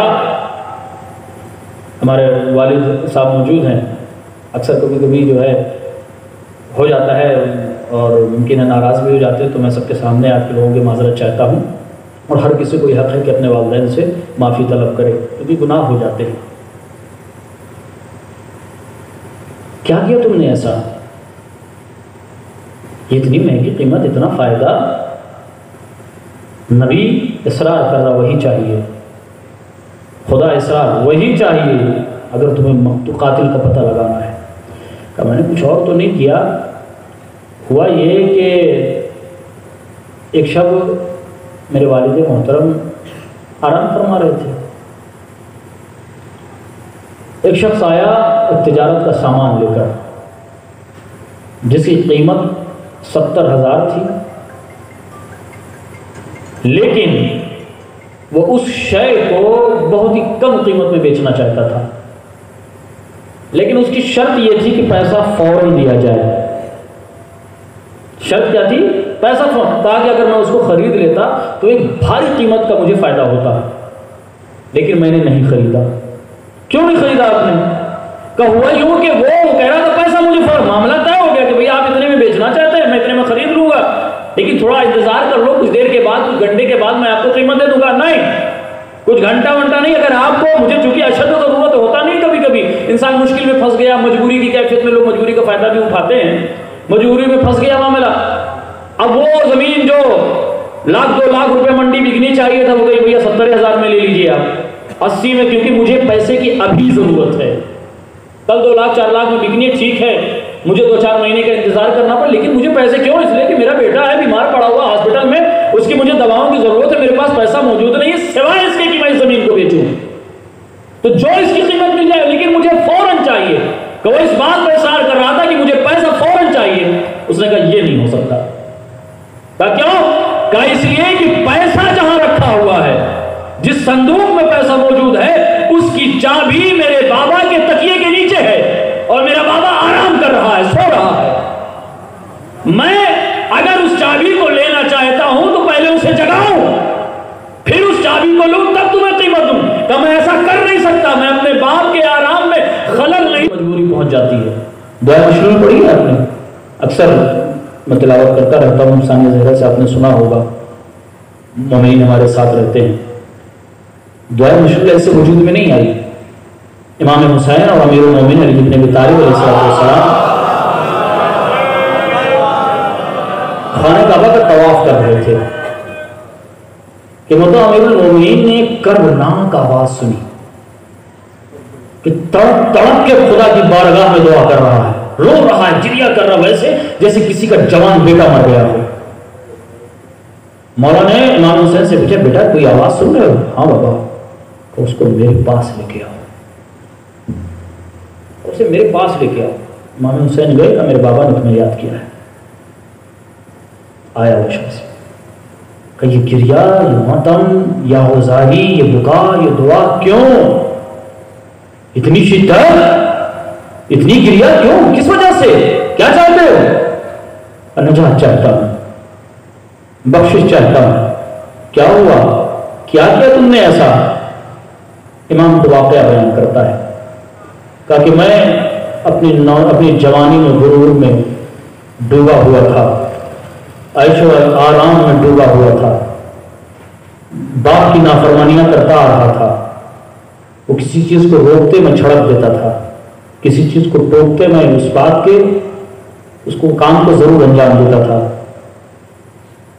کہ پھر بھی اس کے باوجود بھی میرے بابا مجھے واضح نصیحت کرتے، کبھی مجھے بد دعا نہیں تھی، میں نے تکلیفیں بہت پہنچائی، لیکن ایک دن مجھے خبر ہوا کہ میرے والد نے ایک صندوق میں کچھ پیسے سنبھال کر رکھے ہوئے ہیں۔ جب مجھے خبر ہوا تو میں گیا اور صندوق سے وہ پیسے نکالنے لگا۔ میرے والد کو جب یہ پتا چلا تو وہ آئے، انہوں نے میرا ہاتھ پکڑ لیا، کہا بیٹا اس پیسے کو نہ لے جاؤ۔ بہت روکنے کی کوشش کی، لیکن آخر میں نے اپنے والد کو چھڑک دیا، وہ زمین پہ گر گئے، میں وہ صندوق لے کے فرار ہو گیا۔ کہ میں وہ صندوق لے کے آیا تو میرے والد نے کہا کہ میں تمہارے لیے بد دعا کروں گا، میں تمہارے لیے بد دعا کروں گا۔ یہ کہے کہ میرے والد نماز روزہ اپنا کرنے کے بعد آ گئے خانے کعبہ اور انہوں نے میرے لیے بد دعا کی۔ کہ اس کے بعد وہ اپنا لباس ہٹاتا ہے اور مولا کو دکھاتا ہے، کہتے ہیں اس بد دعا کا اثر یہ ہوا کہ ایک جانب کا جسم میرا شل ہو گیا۔ اس بد دعا کا اثر یہ ہوا، اگر ماں باپ کے ساتھ نیکیوں کا صلہ اتنا عظیم ہوتا ہے تو ماں باپ کی بد دعاؤں کا اثر دیکھیے۔ اس بد دعا کا اثر یہ ہوا کیونکہ یہ ماں اور باپ کی واحد دعائیں ہیں کہ جسے کوئی نہیں روک سکتا باب استجابت تک پہنچنے کے لیے، چاہے وہ دعا ہو چاہے بد دعا ہو، باب استجابت تک سے پہنچنا ہی پہنچنا ہے۔ کہ میرے والد نے میرے لیے بد دعا کی، میرے جسم کا ایک حصہ شل ہو گیا، کہ مجھے اپنے گناہوں اور اپنے کیے ہوئے شرمندہ، میں اپنے باپ کی خدمت میں آیا، بڑی منت و سماجت کی، بڑی مغفرت طلب کی، بہت توبہ طلب کی، معافی مانگی، میرے باپ کا دل پسیج گیا۔ انہوں نے کہا جس مقام پر میں نے تیرے لیے بد دعا کی تھی اسی مقام پر میں تیرے لیے اب دعا کروں گا۔ تو میں اپنے والد کے ساتھ خانہ کعبہ آنے لگا. رات کی تاریکی تھی. میرا والد اونٹ پہ سوار تھا کہ کوئی پرندہ اس اونٹ کے سامنے ہے جس کی وجہ سے وہ ناکا بپھرا اور میرے والد اس ناکے سے گرے اور مر گئے. چونکہ والد کا انتقال ہو گیا، جنہوں نے بد دعا کی تھی وہ جا چکے. تب سے لے کر آج تک میں خانہ کعبہ میں اپنے خدا کی بارگاہ میں کھڑے ہو کر توبہ و استغفار کرتا ہوں، لیکن ابھی تک میری دعا قبول نہیں ہوئی. ابھی تک میری دعا قبول نہیں ہوئی. امام نے فرمایا تمہاری اس مشکل کا حل میرے پاس ہے. اور کیا؟ کہ دعائیں مشروع پڑھو. لیکن ایک جملے کے لیے روک کے آپ سے کہوں، یاد رکھیں اگر اس نے یہ نہ کہا ہوتا کہ میرے والد راضی ہو گئے تھے اس بات کے لیے کہ میں خدا کی بارگاہ میں تمہارے لیے دعا کروں جو تمہارا جسم شل ہوا ہے وہ صحیح ہو جائے، اگر اس نے یہ جملہ نہ کہا ہوتا امام کی بارگاہ میں، یقیناً امام اسے وہ دعا کبھی تعلیم نہیں دیتے. وہ دعا امام کبھی نہیں بتاتے. کیوں؟ اس لیے کہ اگر باپ اس کا رنجیدہ ہو کر اس دنیا سے گیا ہوتا تو پھر امام بھی اس کی بخشش کا ذریعہ قرار نہیں دیتے. معصوم بھی، کیونکہ یہ اللہ اور اس والدین اور اس شخص کے بیچ کا معاملہ تھا. جب امام نے دیکھا کہ ہاں اس کا والد راضی ہو گیا تھا کہ اس کے گناہوں کو معاف کر چکا تھا، تب امام نے دعائیں مشروع. اس لیے ہمیں اور آپ کو بھی والدین کی رضا کے ساتھ ساتھ دعائیں مشروع کی تلاوت امام کے حکم سے تعلیم کردہ کی دعا ہے ضرور پڑھنا چاہیے. تو اس وقت سے ہم ڈریں، ہم سب اس وقت سے ڈریں کہ جب ہمارے والدین کے دل سے ہمارے لیے بد دعا نکلے. جن کے والدین زندہ، جن کے نہیں زندہ ہیں، تو پھر بھی اپنے والدین کو بھولے نہیں. ان کے لیے بہترین اعمال انجام دے، نماز و روزہ و قرآن کے ذریعے. جن کے زندہ ہیں وہ حسن سلوک کرے، وہ حسن سلوک سے پیش آئیں ماں کے ساتھ، اپنے باپ کے ساتھ. چونکہ مرحوم تو نہیں رہے لیکن ابھی بچوں کی مائیں زندہ ہیں، ان کے ساتھ حسن سلوک ہونا چاہیے. ماؤں کے ساتھ، والدین کے ساتھ حسن سلوک ہونا چاہیے. لیکن آپ غور کریں کہ جب مرنے والا اس دنیا سے چلا گیا، اپنے بعد اس نے اپنے بچے، اپنی بیٹیاں چھوڑی. جیسے ہی باپ کے مرنے کی خبر بچوں نے سنی ہوگی، کیا گزری ہوگی؟ تڑپ پہ ہوں گے آپ. کیوں؟ اس لیے کہ باپ کا سایہ سر سے اٹھ گیا ہے. سروں پہ اب سایہ وہ سایہ باقی نہیں رہا جس کی وجہ سے سکون ملتا تھا. بچیوں نے ماتم کیا، بچوں نے ماتم کیا، گریہ کیا. مومنین آئے پرسا دینے کے لیے، عزیزوں میں گلے لگایا، اقربا تعزیت دے رہے ہیں، ڈھارس بندھا رہے ہیں. ٹھیک ہے بابا نہیں رہے، ہم تو ہیں موجود، ہم تمہاری مشکلوں میں سہارا بنیں گے، ہم تمہاری مشکلوں میں تمہارے ساتھ ہیں. کئی چچا آگے بڑھ کے کہہ رہا ہے، کئی بھائی بھائی کو ڈھارس دے رہا ہے، کئی دوست اپنے دوست کو ڈھارس دے رہا ہے. اس بات کا احساس تو ہے کہ باپ کے مرنے کے بعد وہ سایہ جس کا کبھی کوئی جگہ تو نہیں لے سکتا، لیکن اعزاء باقی ہیں، دوست ہیں، احباب ہیں جو بار بار تسلی و تشفی دے رہے ہیں. کیوں؟ اس لیے کہ اس کا بابا اس دنیا سے چلا گیا ہے. مجھے نہیں معلوم سید سجاد کو کس نے تسلی دی ہوگی، سکینہ کو کس انداز میں تسلی ملی. واقعہ معلوم ہے آپ کے پاس احبا آ رہے ہیں، تعزیت پیش کر رہے ہیں، لیکن سکینہ کو چونکہ بیٹی بھی چھوڑی ہے مرحوم نے، تو اس بیٹی کے لیے جملہ کہو کہ آپ کے بابا کا جب انتقال ہوا تو آپ کے چہرے والوں نے آپ کو تعزیت دی، گلے سے لگایا، سینے سے لگایا، تشفی دی کہ ہم تمہارے ساتھ ہیں. لیکن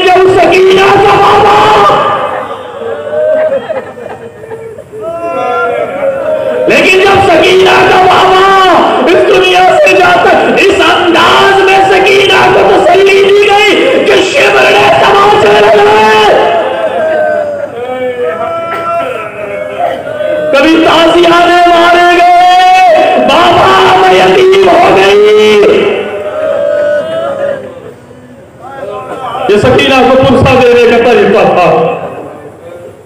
یہ معصوم سکینہ نے بیٹیاں چھوڑی ہیں، یقیناً ہماری ماں نے ہماری بہنوں نے تسلی و تشفی دی ہوگی، سال بھر گزر گئے پھر بھی یہ ماتم یہ غم ہمارے ماں جو درمیان سے گزر گئے وہ کم نہیں ہوا بچوں کے درمیان، لیکن آپ نے بیٹیوں کو تشفی دی اور بیٹوں کو بھی گلے لگایا تھا، بیٹوں کو بھی گلے لگا کے پرسہ دیا، تعزیت دی، لیکن ہائے حسین کا بھی ایک بیٹا کربلا میں تھا، سید سجاد، جسے تسلی اور تعزیت اس انداز میں دی گئی کہ ہاتھوں میں ہتھکڑیاں، پیروں میں بیڑیاں، گلے میں خاردار تھو اور پشت پہ درے برسائے جا رہے تھے، بابا سید سجاد یتیم ہو گیا۔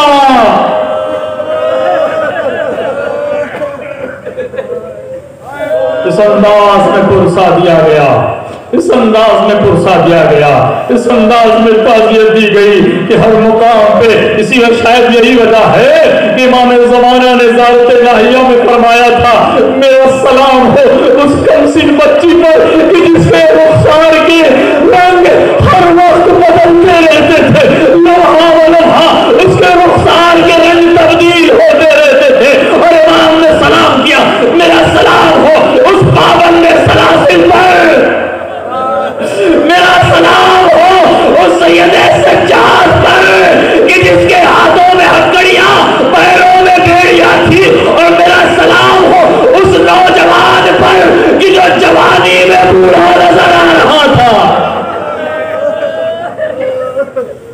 یقیناً آپ نے بچوں کو تعزیت دی، یقیناً آپ نے بچیوں کو پرسہ دیا، لیکن اس پرسے اور تعزیت کے ساتھ مرنے والے کو بڑی عزت و احترام کے ساتھ غسل دیا، کفن پہنایا۔ یقینی طور پر ہمارے یہ رسم رائج ہو چکی ہے کہ ہمارے گھر میں کربلا کے کفن موجود ہوتے ہیں، ہم مرنے والے کو بڑی محبت کے ساتھ تبرک کے طور پہ کربلا کا کفن دیتے ہیں۔ یہ شرف ہے کربلا والوں کی جانب سے کہ ہمیں کربلا کا کفن ملتا ہے، عزت و احترام کے ساتھ آپ نے غسل بھی دیا، کفن بھی پہنایا، لے جا کر دفن بھی کر دیا۔ ذرا غور کرے جس کربلا سے کفن لے کر آئے مرحوم کو پہنایا تھا وہی کربلا والا بے گور کفن کربلا کی سرزمین پہ تو رہا۔ شاید یہی وجہ ہے کہ جب سید سجاد نے یہ دیکھا کہ زینب اولیاء مقام نے خود کو ناقے سے گرا دیا تو سید سجاد نے پوچھا بی اماں آپ نے یہ کیوں کیا؟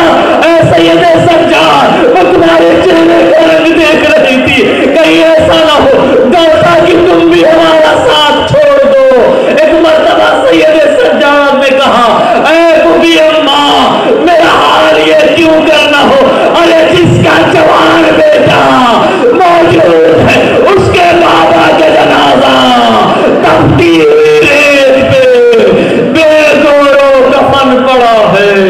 سید سجاد اپنے بابا کو دفن نہیں کر سکتا، ہاتھوں میں ہتھکڑیاں پر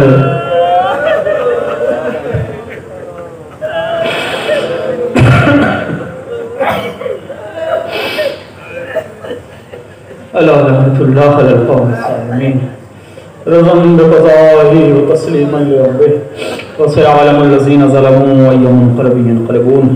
بارلہ محمد و آل محمد کا واسطہ ہماری مختصر سی اعضاء کو قبول فرما، بارلہ محمد و آل محمد کا واسطہ ہمارے گناہ کبیرہ و صغیرہ کو معاف فرما، بارلہ محمد و آل محمد کا واسطہ ہمارے آنسوں کو رمال سیدہ میں جگہ عنایت فرما، بارلہ محمد و آل محمد کا واسطہ ہمارے آنسوں کو ہماری نجات کا ذریعہ قرار فرما، بارلہ محمد و آل محمد کا واسطہ اس مجلس کا جو بھی ثواب ہو مرحوم کی روح کو احسان فرما، بارلہ محمد و آل محمد کا واسطہ روضات مقدسہ کی حفاظت فرما، بارلہ محمد و آل محمد کا واسطہ مرجعیت کی حفاظت فرما، بارلہ محمد و آل محمد کا واسطہ ہمارے سید و سردار امام زمانہ کے ظہور میں تعجیل فرما، ہمیں ان کے اعوان و انصار میں شمار فرما۔